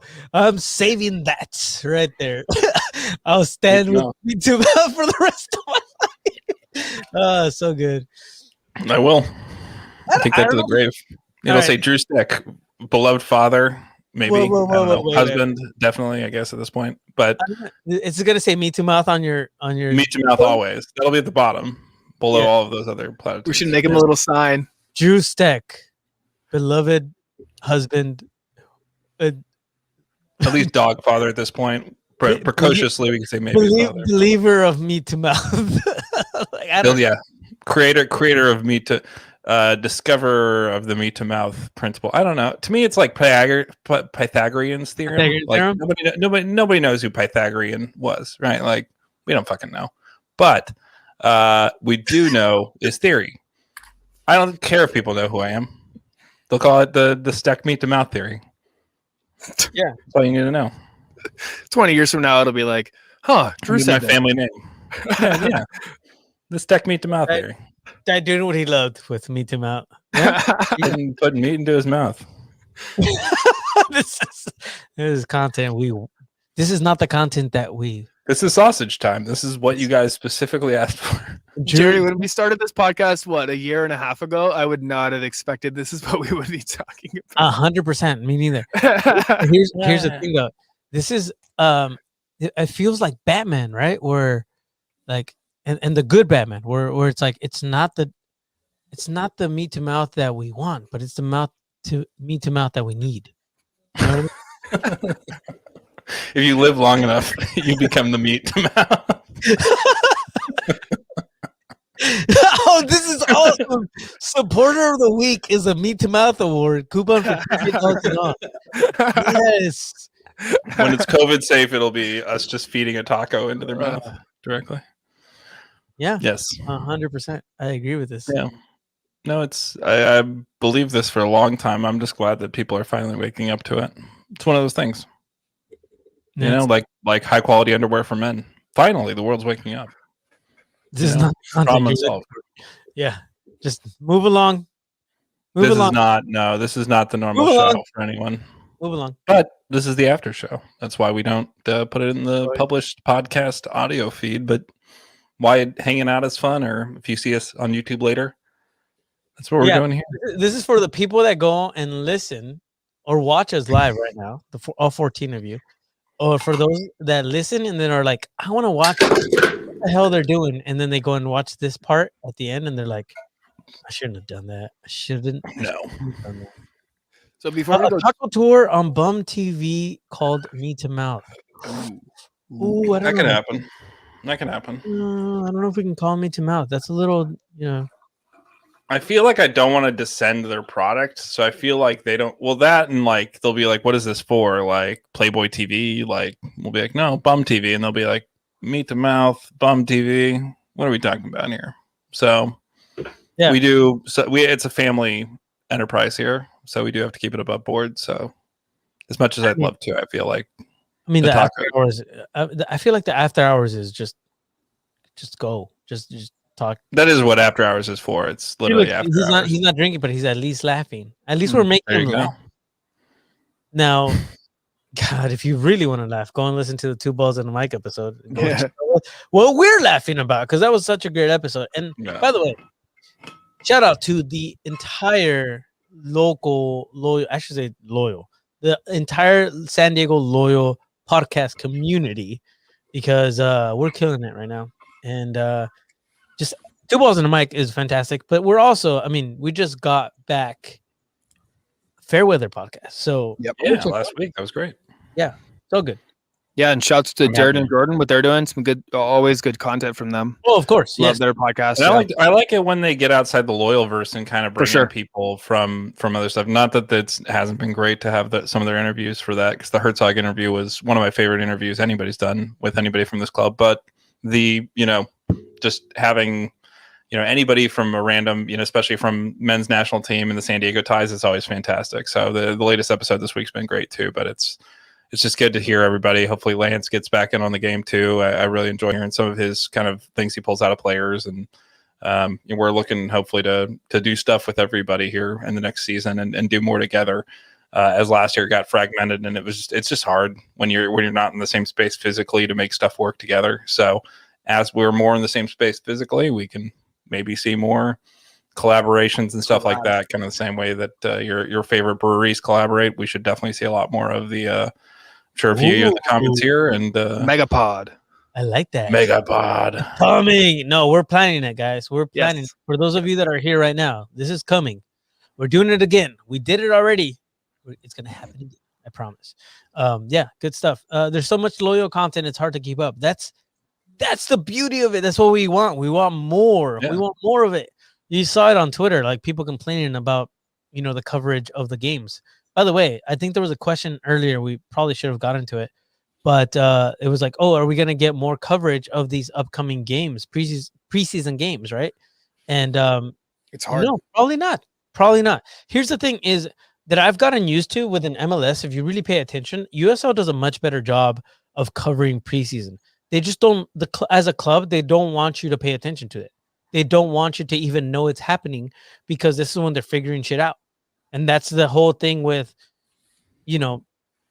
preseason, is that's why the secretiveness of it. They don't want you to see that, because they're like a work in progress. It's like when the baby comes out, you don't want to see it until you actually wipe it down, clean it up, and make it look pretty. I was wondering where you're going with that. I was going to say, I do the analogies here. I'm not good at these. Drew probably would have come up with something better, but this is at the top of my mind. Is good. Right, I mean, it's just at the top of my mind right now, because my kids are like growing up now, and I just, I just saw Bryce walking and stuff, and it reminded me of. So, I know what you're saying. So we were talking about seeing the sausage being made. Yeah, we were saying seeing the sausage being made earlier. That's not what you want as a club, though. You don't want people to see the sausage. Thank you. I should have used for sure. I should have used a sausage analogy. I'm more meat. I'm gonna go ahead and just mute myself now. Thank you. Or sausage time. No, what you're saying. You're right about this. Yeah. No, I mean we all want more content, but it's hard. I mean, I think Ryan was saying it too on his personal Twitter page, like. It's hard. He's trying to take video content and reply on Twitter, and like Jesse is also comms and marketing, so he's trying to do that angle. And Danny's on board now. He's doing some social, but it's a balance, right? Because they can't be putting like, oh, this great player, that great play, because that's like a game by tweet by tweet. That's not gonna work. Yo, what are you supposed to do? You know what I mean? Like it's very hard. It's very hard to find that balance. Hold on, dude. This right here is what I'm interested in. Steve, I just found this out today, sir. Are you stoked? Yes. What? Yeah, they're taking over the Iron Fist. That Iron Fist location. That Iron Fist location was supposed to be. Well, that Iron Fist closed on at like the beginning of COVID. Like COVID hit, and Iron Fist was like done. And I think Iron Fist was kind of already in the way out. I don't think that they were doing too good before. I think they kind of struggled to keep up. They were making a ton of different styles, and I mean I like their beer, especially because they were really close to me. Their Counter-Strike IPA was really good, but the rest of their stuff was like kind of just not my thing. So they were kind of struggling anyways. That location was supposed to become a resident brewing, which is downtown, and that was supposed to be residents brewing like out of the expensive downtown space. But something fell through with the lease, or they are buying that facility, and then Pure Project came in and are taking over there. And it's a big space. There's a lot of room there, so that's going to be I think it's going to be their production facility. It's literally 2 miles from my house. So yeah, I'm pretty stoked. I will say that. Tubal said we may have gotten into trouble for oversharing. Listen, dude. Here's the thing. For both of you, actually, if you're listening, both of you are listening. You just do what you got to do, and apologize later. That's what I would say. Especially as content people, that's not your role is to share. Usually, for and us, then if it's a little bit more difficult. It's where we have to keep the relationships. So it's tough sometimes we have to always ask and be like, "Are you sure?" And then be like, "Are we sure we want to break the trust, or is it not trust, or more so just like a silly thing?" And I think it's like figuring out where that comes from. But to be fair, Steve said, like, it's hard. But I think even Nate might have said, like, you can't publish anything except for goals, because that's honestly what it felt like. It was like you guys can say that the half started and that there was a goal. And they were like, okay, I that's kind of, I think, the coaching direction. Maybe it was Landon, maybe it was Nate. I put it on Nate, right, as the person who's always kind of thinking next level with the tactics and that kind of stuff. But it could be really anybody on the coaching staff. Could be, anyone really within the organization with some modicum of, hey, this is the way we want to do this. So I'm with it. Announce Messi now. Okay, there you go. With us people. Yeah. Where's my blurry Loch Ness photo though, Tony? I wanted a photo of Messi on the pitch that's blurry and like a Zapruder style. Like the Bigfoot picture where like he's in the woods. Or like the Kennedy video. Yeah, exactly. Like something where there's like an element of like we have to analyze it 50 times over. That's what I was looking for. This would be awesome, dude. Yes. I would love to do a TED Talk. Like that would be awesome. A Bum Talks. That's even better. Bum Talks. Corbin said, very true. The Crew played the Galaxy this week, and I didn't know until after it happened. The Crew did actually say that they were playing in San Diego, by the way. And I already knew Galaxy was down here. Like that's so. Here's the thing. Like you have to do some sleuthing. Is that the right word? Like you have to do some detective work. But it's very secretive. Like especially during preseason, you all will get used to it. I promise you. Like the first season. Weren't they secretive the first season? You guys remember that? How secretive they were too? Same thing. Yeah, but they were pulling everything together too. This is a little bit of a different story, right? Yeah, but But I think you allow them their veil of secrecy. It's the same thing as backstage or dress rehearsal with a play, right? Like you don't want to go see a show before it's ready. Like it's the same idea. I think in some ways with soccer and sports, people do like to see that. They like to see the process. And a lot of us specifically in this group / on this chat right now / in this forum, like we are the people who want to see the process. The truth being, for most consumers, it's a terrible idea, right? It's like the same thing as showing people like, hey, here's what's going in. Again, the sausage being made. The reason that phrase is a phrase is because we don't like to know specifically how that happens. Other processes, like watching a drink be made, is beautiful. Watching a certain food be prepared is great. That's why we watch cooking shows. But there are certain things in a production process end that a lot of us don't find pleasing. For instance, garbage manufacturing, right? Like that kind of stuff, like not really pleasing to watch, right? To watch like stinky garbage get composted. Sometimes that's practice, and that's what preseason is. It's practice. So I think like when you see it on a field in a game, you can call it out and you can have standards for that. But I think it's unfair, just the same way that it's fair for us to call it out when it happens, like in games and season. I don't think it's fair for us to overanalyze preseason, which fans do in almost every sport.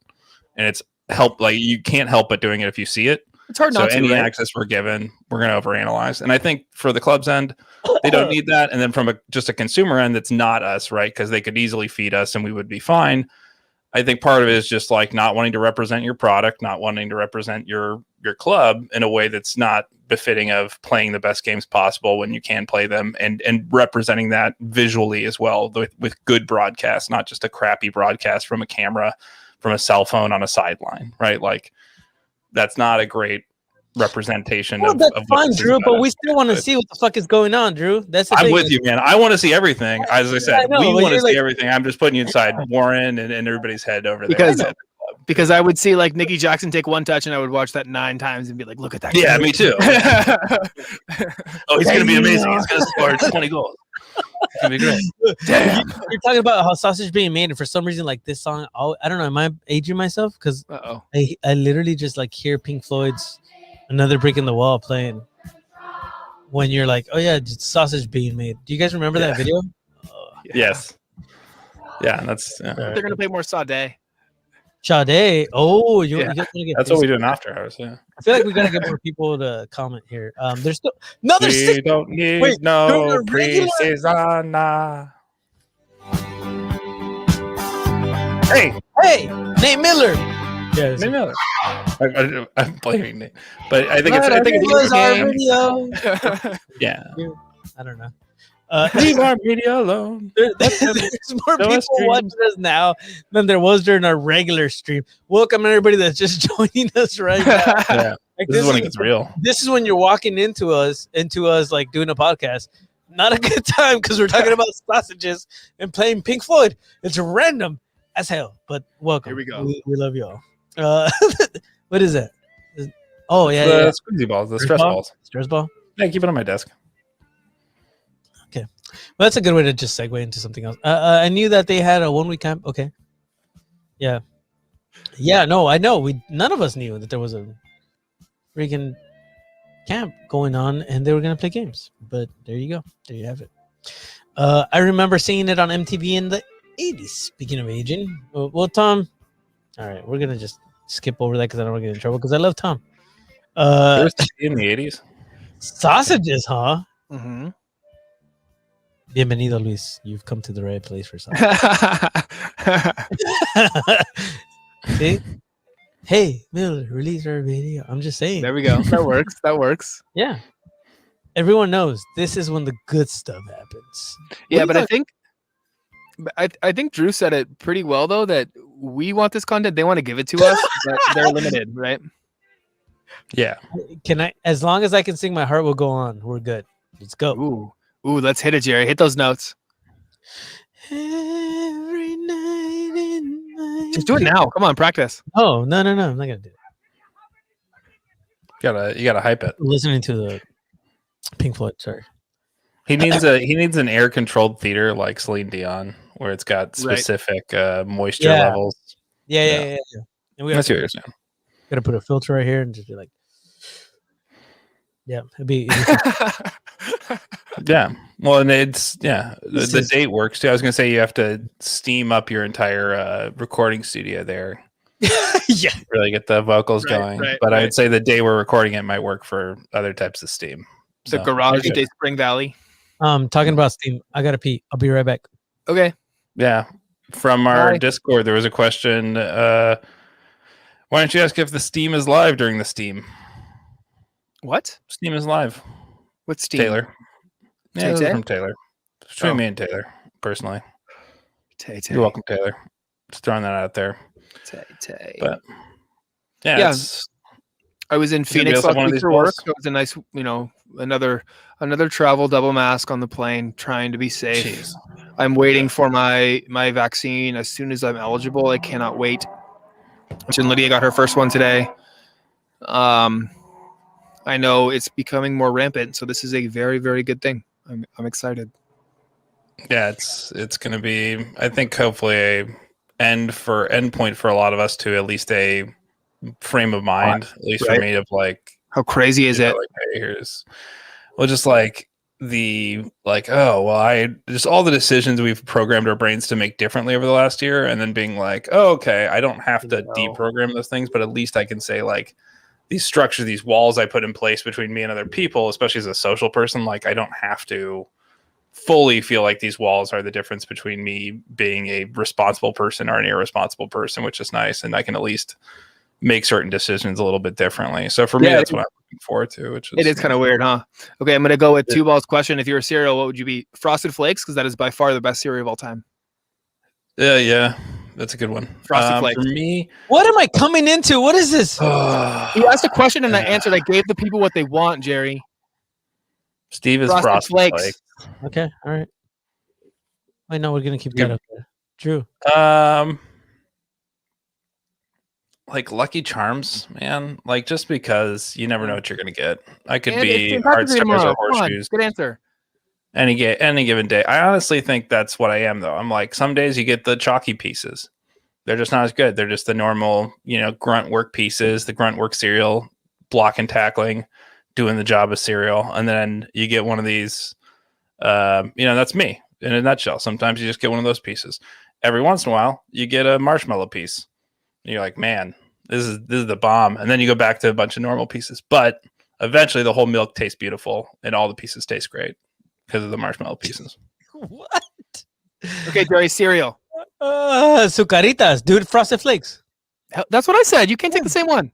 Yeah, again. No. Why not? Because I said so. I grew up on Sucaritas, but it's Sucaritas though. It's a Mexican one, so it's not. Okay. So you would be specifically Sucaritas that. and not Frosted Or Flakes. I'll be Choco Crispies, pues. Choco Crispies, which is like Choco Crisps, or is that what? Like Cocoa Crisp? Yeah, yeah. Cocoa Crisp, but it's Choco Crispies, and there's an elephant in the front of the damn cover instead of your regular Snap, Crackle, and Pop guys.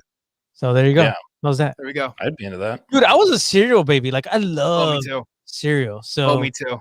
but Me too. And Bryce just started on milk, and now that we have milk in the house, I'm like, ooh, I want cereal. yeah.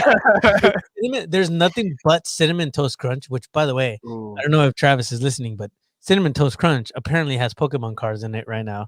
Just shout out to those. As a parent and as a collector, I'm totally buying a lot of Cinnamon Toast Crunch right now. By the way, my wife loves Cinnamon Toast Crunch. So then there's that. But that's where we're at. Oh, Honey Nut Cheerios for life, says Tom Phillips. Yeah, there you go. There you go. I got a bunch of Kicks in my cereal in my pantry right now, and like a bunch of like healthy cereal. Usually I have like a healthy cereal and then one like not so healthy cereal. Right now it's Kicks is like the more fun one. Bam, Steve. Sorry, dude. Sucaritas better than Frosted Flakes. All right, get me some. I want to try them. It's just fucking Frosted Flakes. It's just Sucaritas instead of Frosted Flakes on the front. It even has same corporation. The tiger in the front too. It's the same exact thing. Oh, I think Eric meant to say honey snacks. Hoey Smacks. Honey snacks. That's a Hoey Smacks. That's a different type of cereal. Damn you, Drew. Oh, I don't know what that is. Sorry, Tay. You did write Steam twice. Yeah. I buy the marshmallows separately and put them in whatever cereal I want. You would, Tom. You would. That's what you call a senior move, right there. And you should put those in some beer. It's like a stout. Yeah. And a stout. Right? I did drink Cheerios once with a stout, and it's actually pretty good. Those floating around at the top of it. Yes. Not marshmallows. With some vanilla ice cream. I had Cheerios, but I could see marshmallows being pretty good. Yeah, a float, something like that. That'd be pretty good. That'd be pretty good. Lucky Charms. Lucky Charms always a good go-to. Yeah, for sure. There's actually a real interesting phenomenon. My friend who makes coffee, where you make cereal milk. Right, and a lot of families did this during COVID, where you can make the the milk where it tastes like the cereal, right? And then you can use that milk like infused into other stuff. So you can make like cereal milk ice cream or cereal milk like lattes. So you can have like a latte that tastes like Lucky Charms or Frosted Flakes. What? Crazy. So I used to I loved Fruit Loops. Corn Pops were a go-to. I know Honey Smacks for sure were good too. Any bunches of oats, the blue box. Oh yes, yes. There you go. Cinnamon Toast Crunch milk, so good. Wait, what? Yeah, the milk from Cinnamon Toast Crunch is. It was a milk. Oh, that's where you reductionist and you take the milk from you soak it like a infusion. Oh yeah, right? okay. You'd infuse vodka and you do it. Yeah, just drink it. Yeah. Well, once you're done with the bowl, too. Yeah. I'll be talking about milk once makes me want tres leches cake. Oh, dude, tres leches is so good. I know. Now we're talking about kind of what it is. I know. Hungry. This is the type of chaos that we're here for. Tell me into a cereal rabbit hole. Yeah, let's go. Ridiculous. Like this is, dude. You'll get us for sure. What else like Pop, so like Captain Crunch, a lot of people like. Controversial to me because it cuts the roof of your mouth. What is this? They sell cereal milk at Streetcar Fried Chicken in North Park? What? I didn't know they did that there. I have had their fried chicken. It's delicious. I have not had their cereal milk. Now I have to go get cereal milk.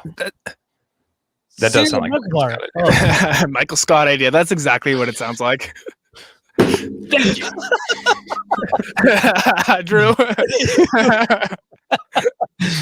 I have Lucky Charms my pantry at the moment, and some Honey Nut Cheerios. Listen, I'm not even joking about. So like my kids eat a lot of cereal. My wife eats a lot of cereal. I'm not. Hold on, I'm about to pull this out. Literally today, I pulled this out of a Cinnamon Toast Crunch Cinnamon Toast Crunch box.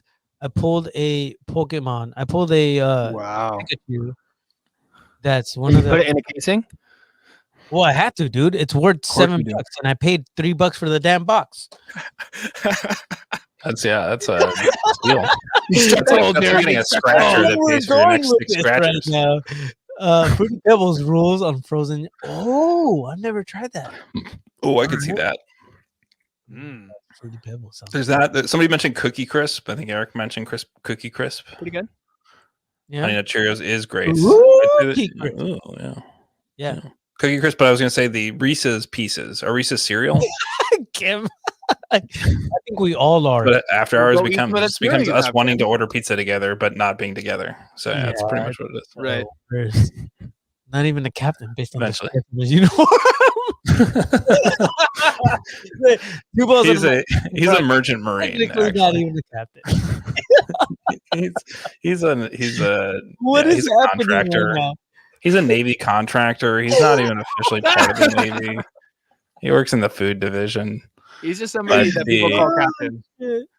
Yeah, I was gonna say the Reese's cereal though. Cocoa Pebbles is a good shout, but the Reese's cereal. My friends and I had a thing in high school where it was like a bit where this guy was like so into Reese's Pieces or Reese's cereal that he's like, oh, you know, when they go, hey, you have Reese's for breakfast, and they're like, you had Reese's for breakfast. They acted so convinced in these commercials. But somebody just loses their mind. They're like, you can't have Reese's for breakfast. I'm gonna kill myself. Oh my god, this is just the word. They just extrapolated like darkly, just beyond, because Reese's for breakfast destroyed their whole world. But yeah, that was Reese's for breakfast, man. You can still get it, but it's dessert for breakfast. Like, why don't you just eat cake anyway? Hey, for my Latino people that are still here, if you're listening, did you guys ever have the Choco Sucaritas, which is like it's basically the one I just said, the Sucaritas, but with chocolate. So they were like coated chocolate, freaking Frosted Flakes, the chocolate Frosted Flakes, I guess. Did anybody have those? Because I remember having those once, but it's almost like I remember watching like Sinbad in a movie that I never actually watched. Apparently, like that's how I feel like about the Choco Sucaritas.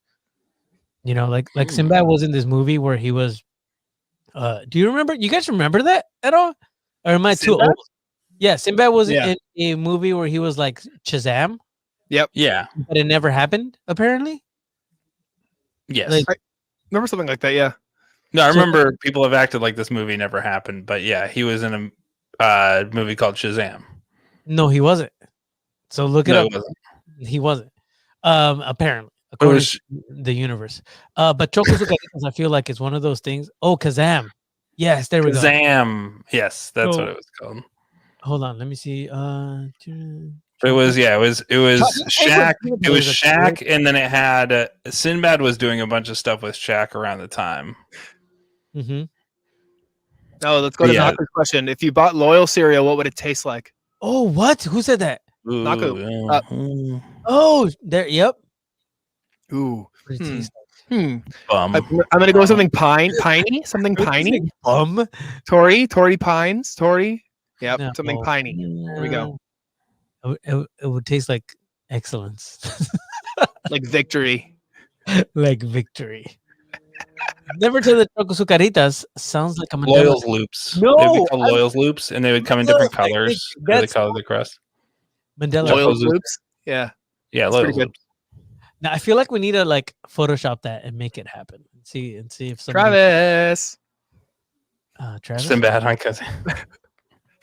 It's a Mandela effect, yeah, for sure. Like that's it's totally a Mandela effect. Yeah, because it was Shaq, but Shaq did Good Burger with Sinbad, who was the teacher in Good Burger, and so therefore we associate it. Yes, with Sinbad. Welcome to Good Burger, home with the Good Burger. Can I take your order? Yeah. Well, he's like the teacher. He's like losing his mind. He's like, "Man, you're gonna bust my car," or like whatever. Yeah. Good Burger. Orange soda. Who loves orange soda? Oh, orange soda. We just appreciate the career of Kenan It's Thompson. like- The fact that he was starring in movies before he went to SNL. Yeah. Don't know. Maybe the first person ever to do that. Him and Anthony Michael Hall, I think, are like the two that like went in already having done something. It's kind of interesting. Torrey Pine Nuts. There you go. That's it. Go. That's it right there. See, Steve's going piney. I think it would be more citrusy, personally, like a loop, like a Fruit Loop, but with like some citrusy, lemony, orangey taste. You guys, mind blown right here. Mm. Does this mean Apple Jacks is technically the official Loyal cereal because it's the Loyal? That's what I was trying to think too. Yeah, like what's the colors? But yeah, it's like probably. I don't know. Right now, I mean, that's the easy thing to rebox and just be like, "Yo, I was just gonna say that. this is not Applejack. Buy a bunch and take the contents out and Applejack Metcalfs, Applejack, Applejack Blakes. The Frosted Blakes." Yeah, Frosted Frosted Blakes. Blakes. That's when he gets Corey's hair, though. Once he gets Corey's hair, then he becomes Frosted Blakes. But he already has blonde hair, so he doesn't. Harry Potter reference in 3, 2, 1. Apples. I was trying to say a spell, but I don't know any. Gunflay. Yeah. How did this even happen? Why are we talking about cereals there still? 2 balls. Apple fun apple fact. Balls.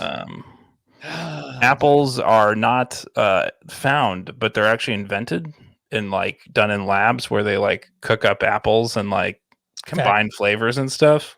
Yep. Fun apple fact.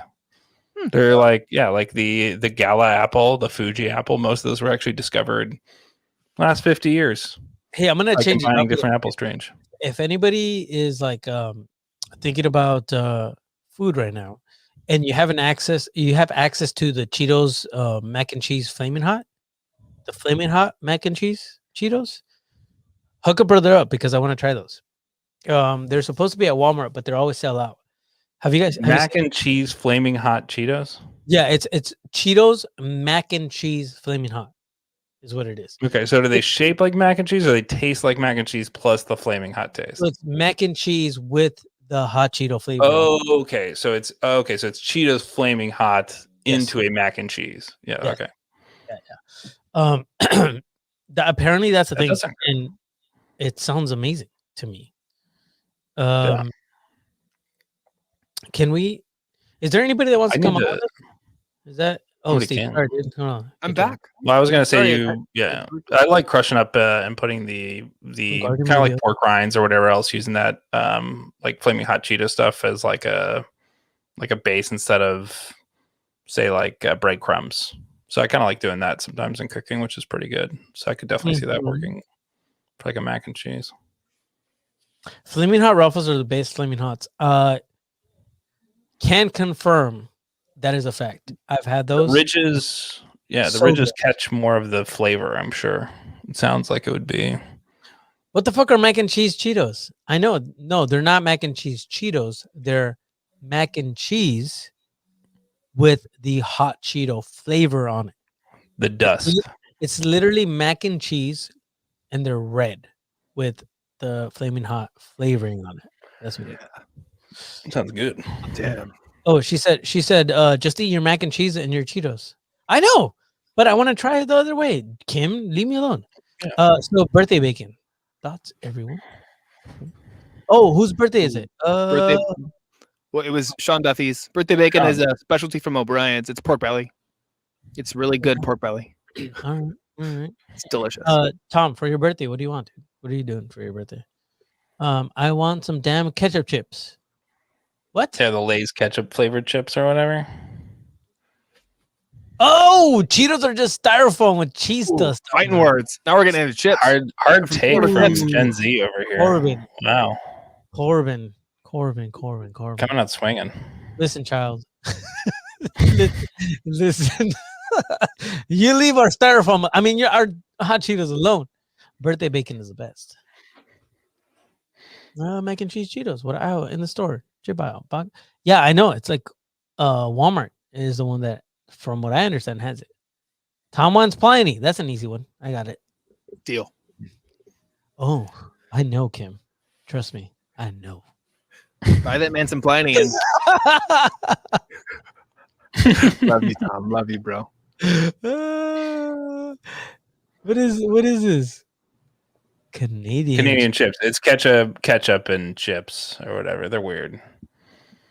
Do you know they why like ketchup flavored chips? Excuse me, chips. Do you know why I stopped you? They also love salt and vinegar too. Oh yeah, that's true. Fat Boy's Deli in North Park has a great sandwich with hot Cheetos and cream cheese. Ooh. There you go. Hey. Yeah. Yeah. Anywhere I can get that. They call it Mexican corn sometimes, but I don't know if that's derisive or not. But the like sprinkled corn, it's got like the flaming hot Cheeto on it as well. Have you ever had that? That's like really good. Dude, they have like carne asada burritos with hot Cheetos in it at Santana's in actually by like the old Qualcomm Stadium, if I'm not mistaken. Oh, yeah. Santana's over there, and they have those burritos, and they're actually pretty good. Cheetos Puffs are styrofoam with cheese on them, and they are also beautiful pillows. They are. It started out as like a bad thing, and then it's like it has in the first half. Not gonna lie. As in the first half. Not gonna lie. The best chips are the corn and loaded chips from TJ's. Those are good. All right. I will say every time I do get puffy Cheeto dust, I do feel like it's just styrofoam, but it's still delicious. I can convince myself in my brain all I want that it's not, good for you but it's, I don't know. I love it. Yeah, this was a thing for a while. Like you could get them for $1, and then they started like going for super expensive in the like eBay market because nobody could get these things. And then apparently Cheetos got wind of it, and they're like, okay, so they started releasing a bunch of them, and so now you can get them pretty much anywhere. You can get these. They're good, by the way. The flaming hot asteroids, they're amazing, so good. They're expensive. For a little tiny bag, it's like $2. But they're just super spicy, tiny balls. Guys, I'm old. I remember when hot Cheeto bags were $1. Like they're not $1 anymore. So Jeremy just tweeted and he is very confused, and I would like to apologize. I know. You should probably be like, hey, so welcome. Welcome to the Play the music, Jerry. It's like radio. We got to restate our. We're talking cheap. Yeah, we have devolved. We have devolved. Tom said it well. We have devolved. Thank you. Thank you for joining Sausage Time. We just talked about cereal for a half an hour, so we have 13 people watching now. So at this point, we've lost everybody except for the people that just love us because we're dumb. Let's see.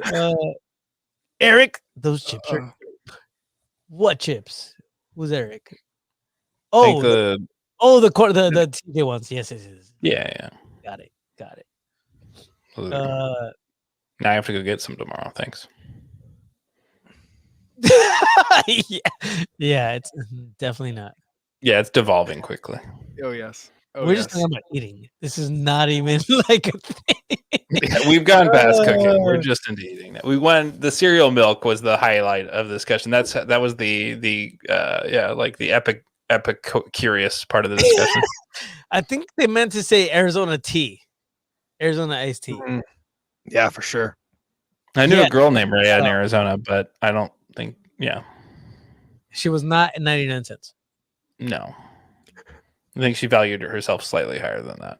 So that's good. Yeah. Just slightly. I also love that. We're going to just move right by that. I also love that. Man, whatever they make those out of, just stays on everything. I've actually eaten them with chopsticks and with gloves. I recently saw a TikTok of a mom eating hot Cheetos with chopsticks. And so that was very creative. Really? Yeah. Right. Okay, I guess. Welcome, Jeremy. Welcome to the whatever madness this is. I'm not really sure what's happening anymore. We just got off the rails. Oh, corn nuts? I do like corn nuts. Oh, dude. So, okay. So listen to me. Now we're entering the Jerry territory because corn nuts, I mean, there's like these jalapeno corn nuts, but then there's also like a cheese jalapeno. Don't go for those. No cheese. Okay, just regular jalapeno corn nuts. Ooh, that's what you want to go for. Okay. All right. Yeah, that hurts for sure. Yeah, but thank me tomorrow, Joe. What is the it? corn elote chips? Yeah, gotta get the chips, man. It's all about the chips. But yes, corn nuts. I was gonna go. I don't think real I've had quick corn while nuts in 5 years, and now I want corn nuts really bad. Dude, the ranch corn nuts. Oh my gosh, that's just the standby for me. But like anyone's good. I mean, like they're just that, and then you can eat too many corn nuts because you find out from your body. Your body tells you very quickly that you ate too many corn nuts in one sitting. But like, I do think they are. How is this? No, I just mean the way that you eat too much corn, your body does not process the corn. You know what I'm saying? Well, yeah, you, but then also Nick. Yeah. What is this? Anyone ever had grain waves from one of the Commonwealth countries? So dang good. Oh, you know, the Commonwealth countries. Yeah. Commonwealth Games, like the British Commonwealth, sunny colony country from Britain. Dude, so this is okay. So Kim and Tom and everybody else that's agreeing with us on the corn nuts. I haven't had them in a long time also, but I remember how good they taste. And here's the thing, like it's right up there with when I was actually playing baseball as a kid. I feel about corn nuts the same way that I feel about the what's that bubble gum that's like stripped? Big League Chew. Yes. League Chew. I was about to That's say how I when you said feel playing about- baseball as a kid, like Yeah. viscerally, that comes. There's still a stand Great. here that I'll drive by and like Or I'll green taste Big apple. League Chew. Yeah, the Oh, green apple. Grape or green apple and corn nuts. yeah. All Grain. and then we would have just like the juice bags. Like dude. Yeah, Capri Suns and the Yeah, all of those. All of them. I know. Or the twisty like top ones too that they no longer make. Oh, The yeah, they had the green little ones? thing you put them in your mouth. You pretend you're a vampire. Well, Oh. they're like Welch's, but they weren't Welch's. High C, weren't like Welch's, High they were C? No, they were Were they cool. just High C? Kool-Aid. Yeah, they were just Kool-Aid brand, but they'd have them in like different flavors, like orange, blue, whatever. Oh yeah. And can we all agree Yeah. that Gatorade tastes better out of that twisty top that like shapes like your mouth? You know, it's way better. Yes. It just hits different. 100%. Or Gatorade in like a being glass kissed with bottle back in the Gatorade. day. Oh yeah. Oh yeah. Yes. Oh, top corn nut flavor. I already said it. Jalapeno. Oof. Yeah. I'm gonna have to stick with you and go with ranch. Classic. I like ranch. Classic That's my good stand. See, I like ranch and I like combining with ranch because then you get like buffalo and you get ranch and you put them No. together and you get a little handful of Okay, both. white people. What is the Daniel Tosh joke? It's like corn where nuts you are guys one like- like go to road trip. yeah, Man, exactly. That's actually the same thing for me. Like corn nuts are the go-to. Make your own recipe.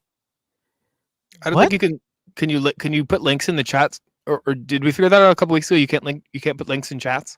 we we can't you do that. can they Uh, cannot we can So but okay, I've been saying jalapeno. Sorry, put it in and Discord. I've been drinking Taylor.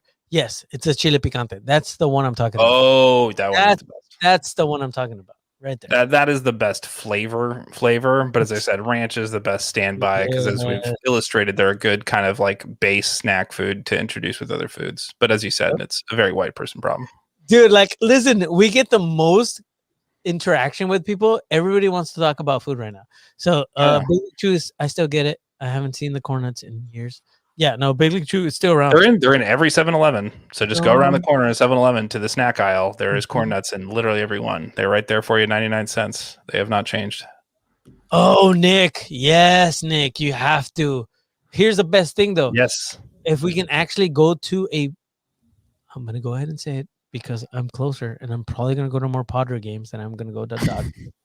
If we can actually all get together and go to a Padre game this year, I will bring all of this stuff, Nick. I'll get you a damn ticket. Let's go. Yeah, I was You going to say we should you do have Nick corn nuts- trying this stuff for the first time, like a child, yeah. like experience like ice Oh, cream, I'm to giving- kind of get his feelings. Yeah. Like what? Why do you guys even like this? You know? Yeah.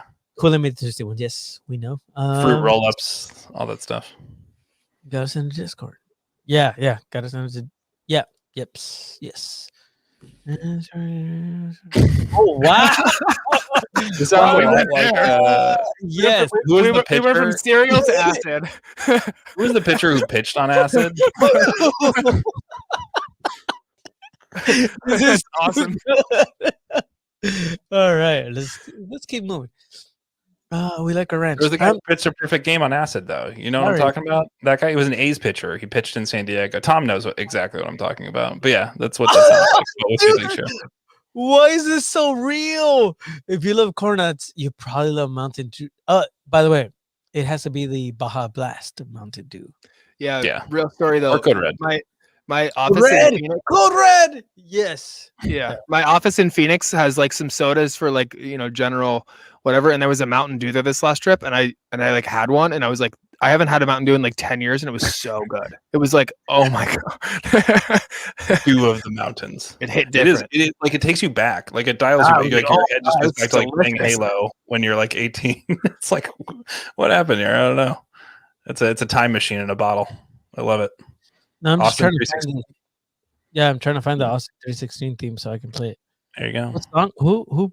Yeah, but while we're talking about junk food and addictions, I am addicted to sunflower seeds. My God, I cannot stop myself. I eat them all day while working. I need to drink a lot of water. Are you a person who spits out the shells, or you get the unshelled kind? Spit them out. Oh, that's the process. You like the shells. You like the process. Oh yeah. Versus having the seeds themselves. No, for sure. The seeds are like whatever. It's the whole process. Yeah, exactly. Okay. Plus, it's mostly about the salt. Let's be real. Yeah. It's the salty mouthfeel. I get you. Yeah. Well, the black pepper are the best, but those also tear your mouth up if you have too many of them. But they're really good. Yeah. I'm looking for the theme song right now. Hold on. It's oh damn it. It's not here. Stone Cold Entrance. I think I got it. Oh no. Never mind. Yeah, I like peanuts like that. I'm more of like a peanut kind of guy. Any plans for St. Patrick's Day tomorrow? Either of you guys? Drink a lot of beer.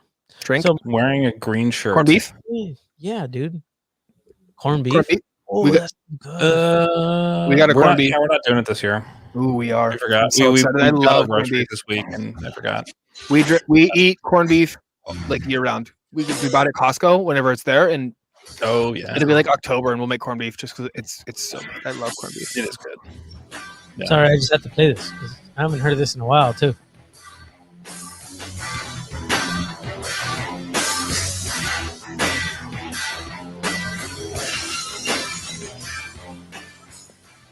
Oh, we should all pick like wrestler theme songs. Oh yeah, I don't know any of them. I'll ask Chris Garcia. Scooby things of Virgin. Yeah, right. Yeah, there you go. Yeah, for Bone TV. And then episode 2 or the next episode's him bringing New Zealand snacks for us to try. You need a description of corn nuts? I'm gonna go on Discord right now and post a picture of him, Corbin. I know. I feel like I'm being millennial shamed by the next generation. The heck? How do you not know what corn nuts are? It's all right. You actually have to get an MP3 player, Corbin, to go find one. So yeah. It's you have to buy a Zune first. A Zune? I had a Zune. Or a Palm Pilot. One of those. Yeah. Oh my God, a Palm Pilot. Yo. The original iPhone. Doc Ellis, that's right. Yep. Yeah, the story goes that Doc Ellis flew down. So he took acid. He didn't know he was pitching that day, apparently, which is something if you're just into taking acid. At the time, my guess is you weren't checking close enough. And then got a call, apparently, that he was pitching that day. Went to the team, he was either late for the team plane or flew down on the team plane, just totally tripping balls, pitched the whole game on acid, and then pitched a perfect game. So it's just like the silliest story in sports. But he never told anybody till after the fact. But yeah, he said like one of the players looked like a dragon or something. It's just like, whoa. But dude, you do a job mechanically enough, I guess you can do it in certain conditions that aren't normal. But yeah, it's a great story. Wow. By the way, because you were wow. I know, huh, dude? You should probably do that. Wow. Wow. You should put your own wow on there. The wow you just did. Wow. Two balls ass. So this is my theme song. This is what I would walk into. POD, nice choice.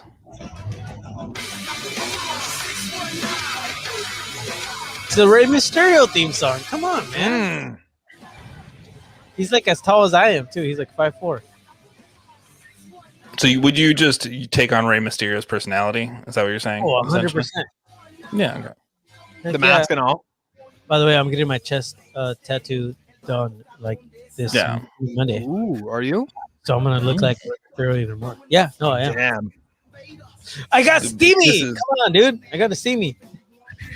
What am I gonna use it on? Anybody who doesn't know, Jerry was Rey Mysterio, and then he retired just a couple years ago. But he's he actually secretly is, and that's why he can actually do supporters groups now with us. So it's nice that he retired from his life as a luchador. Yeah, basically. Yeah, don't fuck with me. I'll do the Rucarana and all of these like lucha libre moves on you. You don't even know. No, dude, I used to watch wrestling, but like proper lucha libre back in the day. My grandma used to come with us, and there are fond memories of my grandma. So I don't watch it anymore because it's bullshit now. And for anybody that tells me otherwise, you're wrong because you didn't watch it when I used to watch it. But anyways, it's like all wrestling. I feel like wrestling when you're like, I watched it then, and then it's not the same now. It's just not like the same. Yeah, it went from WWF to WWE, but for me, it went from AAA to something else. That's how I used to watch it. My dad and I used to wrestle. There's videos of me and my dad wearing our like Lismark and El Santo masks and fighting each other. And Two Balls gets it. Some of these guys, people might get it, but it's just so different. Oh yeah, here we go. Look, yeah, AAA, WWE, absolutely, the real AAA, 100%. La Asociación de I don't even remember what it's called. I'm gonna ruin it, and I don't want to do it wrong. So. But yeah, they get it. They know. Okay, so before we deviate too far away from Nick and his comments, I went to Australia for work a couple of years ago, back in like 2015, and my God, my colleagues and I got obsessed with Tim Tams. Those Tim Tam cookies are amazing. They're just it's like they're Australian like Oreos, but they're not like Oreos. They're like a chocolate covered wafer, but there's like a layer in there it's so good. Nick will definitely know what I'm talking about, and damn, those are good. Tim Tams. Shouts to Tim Tams. Not Kim. So here's the thing: is I have a buddy from Australia that swears by those Tim Tams, and he always comes over because he's a big LAFC fan, and he'll come to games and stuff. And he's actually in San Diego all the time, on vacation. And I'm still waiting for that son of a bitch to bring me some Tim Tams because they're really good. No they're joke. So good. That's what I keep hearing. Everybody tells me the same thing, but I've never had them. And I've literally hung out with him so many times. We ran into each other in front of Petco Park once, where I didn't know he was in San Diego. Really? Yeah. And you guys were both wearing Dodger hats. Just kidding. No, it was just randomly. No, I think I might have been wearing my Padres hat actually at that time. Oh. Yeah, I have a Padres hat. I wear that Padres hat more than my Dodgers hat because I work in it, and it's all dirty and stuff. Yeah. I'm not afraid to say that. I'm not like a big baseball fan. People like always freak out when I'm like, oh, Steve saw me in a Padres hat, and he's like, you're wearing a Padres hat. I did not say it like that. Yeah, you did. I did not. Oh my God. We don't know many Dodger fans, Gary, so we get very excited when we know one. We can take it to them. Yeah, we don't associate with those people generally, so it's just it's a problem we have. It's an us problem, not a you problem. It's fine. Nothing like amazing, to be honest. So what is better than Tim Tams, Luis? Because I keep hearing Tim Tams are the best. Oh look, yes, Tim Tams are the best, and this is from Nick. Yeah, what are you, a Jozo's fan? What's your swear by? What do you got going on in the cookie department?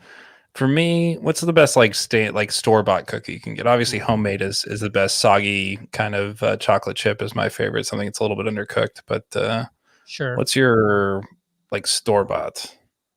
Store-bought cookies? That's a great one. Steve, what do you think? I mean, it's hard to go wrong with the classic Oreos, right? But they're good. They're good. Fine. I'm trying to think though. I don't feel like that's like a proper like store-bought good.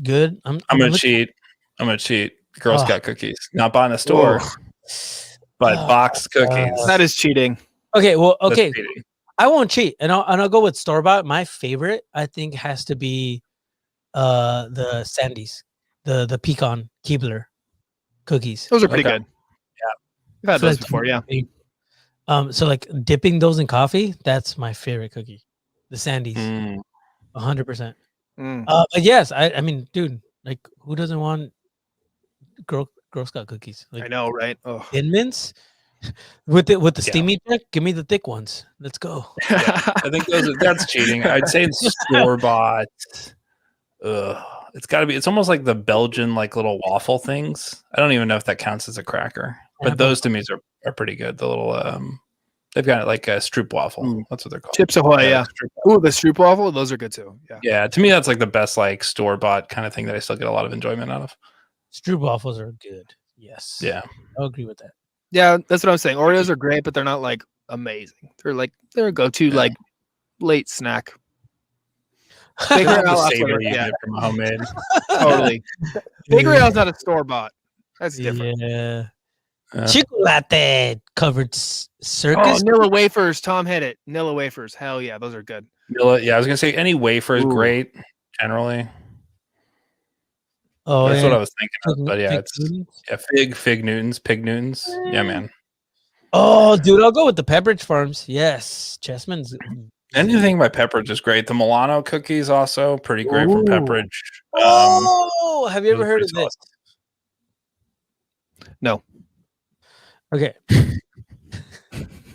So there's a box that basically like you would go to a grocery store and just buy a box of like a mix of a bunch of random fucking cookies that came in it, and it was a surtido, which is like a mix of surtido is a mix and rico is delicious, so like a delicious mix of cookies. And you just buy this box, and everybody would always go for the chocolate ones first, so then you got all the shitty ones at the end of it. But like Surtido Rico was a box that you would just go to the store, buy, and you knew you were gonna get some good shit, and everybody in the family was gonna like something that was in there. And it was just like bomb. Did I hit that? Did I do good? 2 balls? You let me know. But that box, yeah. We went through so many of those. I think mainly you can only get those in Mexico. I don't know if they make those anymore, actually. We'll see. Nick is going to bed. Good night. Good night, sir. Well, losing them one by one. I think we're all gonna go to bed pretty soon here. Pretty soon, yeah. I'll be right back. Okay. Take him out. Yeah, for sure. Morning, Nick. We went off the rails here, didn't we? Yes, Luis. Thank you, dude. I'm in Spring Valley. Come drop some off. Tim Tams are so good. I'm gonna go find some. I swear they have to. No, they don't. They don't. Oh, man. They're nowhere. 4 hours. Oh damn, you're in Ohio, right? Buenas noches, Corbin. Thank you for hanging out, man. Yes, thank you. I think it's cold outside here tonight, but I do not live where you live. Auckland. Yeah. Oh, even Tom is going to bed. Wow, Tom is like, love you, brother. Yeah, I think it's time to go, guys. Yeah. Oh, yeah. It's a medley of cookies that are perfect with the coffee. Speaking of coffee, London is currently on a coffee journey through SD. Blue Bottle. Okay. Blue Bottle makes good coffee. Blue Bottle. We need we've got some. Like I like Bird Rock. They're my favorite local coffee roaster. Dark Horse is also good, but it's a little darker. As with the name. But I feel like we really do need like a standard coffee shop that's like all over the city. That would be nice. Oh, from Gamesa. That's right. Surtido Rico Deluxe Assortment. It's $10 for just like a box of cookies. Surtido Rico. We're doing that. We should offer a Surtido Rico of scarves and shirts. Shipping is $40. No way. Victor just posted in Discord. Here we go. Thank you, Victor. Victor did? Yeah, get them at the Northgate Market. Oh, there you go. Here we go. It's a medley of cookies. Okay, yeah, we already said that. $40. Tom, you're wrong, dude. I see them for Prime, so they're free. Bird Rock. But they call them Mac and Cheetos. Okay, I'm just saying this. That makes sense. So okay, so this is late, right? Most people don't even care anymore. I'm gonna be doing a review on coffee pretty soon, and I'm gonna be talking to hopefully one of the owners of this coffee. But have you guys heard of Kickoff Coffee? No. Mm. Oh, is this a soccer one? Yeah. Yeah, rad. So this That's is their cool. newest one they just released. It's like an Italian, Forza Italiana. Yeah, so I'm gonna be drinking this stuff. That was cool. Where do Kick they off- roast? I drink coffee for the caffeine. I can tell when it's good coffee or when it's bad coffee, but I drink it nevertheless. Because I need the caffeine in my veins. I'm just gonna stay up and just drink some coffee right now. But yeah, we're Bird I Rock. drink coffee black. I used to not drink it for the taste, and then I worked in a coffee shop, and that ruined me. Wasn't even in a great coffee shop. I just drink too much coffee, and they had us taste it. So now I import my coffee. Kickoffcoffee.com, sir. Luis, I think it's kickoffcoffee.com. Yeah, that sounds great. Well, I have all their coffee that they've released, and it's fantastic. Go and check it out. I actually got so addicted to coffee when I worked at a coffee shop. I had to drink like a whole gallon, not a gallon, but like a half gallon of iced tea a day, like green tea, to like get off of the caffeine I would drink when I drank like 6 or 7 shot Americanos in the morning. Oh my god. Yeah. Yeah, I've been working so much. I'm on the energy drink train right now, and I don't like it. I know they're not good for me, but I need them because you have to. I'm not sleeping much and I'm working a lot. So when I'm like this working and I'm like, I need something, I go to it. It's a bad habit, but it's something I need. Luis, kickoffcoffeeco.com. I just posted it on the chat right now. Kickoffcoffeeco.com. Coffee, artisan coffee for soccer people by soccer people. Mm-hmm. Yeah, they have one called the Playmaker. It's a Colombian single origin coffee. That's fantastic. And then the Italian one, that's a mix of a few different spots. Yeah, go check it out. My dad ruined my coffee taste. I can drink crap coffee usually if it needs to fill the job, but I don't like it. Yep. Yeah, a lot of people feel that way. Yep. Yeah, Kickoff Coffee is a new thing, and it's owned by soccer people, which is fantastic. And proceeds go to help communities and programs that build the sport of football within those communities. So go and check it out. It's really cool. Hopefully I'll get to talk to Melissa, who's one of the owners of that soon. That'd be pretty cool. Oh yeah, for a separate project, by the way, that I haven't been talking about too much, but they roast in a 4-4-2 formation. They have coffee tactics on their website. Yeah, go check it out. Yeah. They actually don't roast in a 4-4-2. But they do have coffee tactics, and it tells you how to like properly brew your coffee. If you don't know how to brew coffee, which is weird. I have become a super snob. Oh, have you? They're like, how so though? He said he's become a super snob. It's like he only pours over into single cups. So if he's going to brew a second cup, he has to pour over into a second cup. Is that how snobbish you are now? Yeah, probably. Yeah, I got this tea from them, and it's Café, Cultura y Fútbol. Ooh. I saw that they're like damn it. That's party. Yeah, I like the logo. Oh, it's awesome. Gives me kind of like whatever vibes. I was gonna say, I'm about turning into a pumpkin. Yeah, me too. Listen, guys. Yeah, I got up early to drive someone to the airport. So did you I'm really? exhausted. Yeah, I had a friend staying with us over the weekend who was in town, and so took him to the airport this morning. For those of you that are still hanging out, thank you so much for hanging out. Hopefully you had a good time talking about food and random shit. Love y'all. That's it. That's gonna do it for us. Have a great night. Drew, Steve, love you guys. Love you too. Bye. Love you too. Bye. Bye.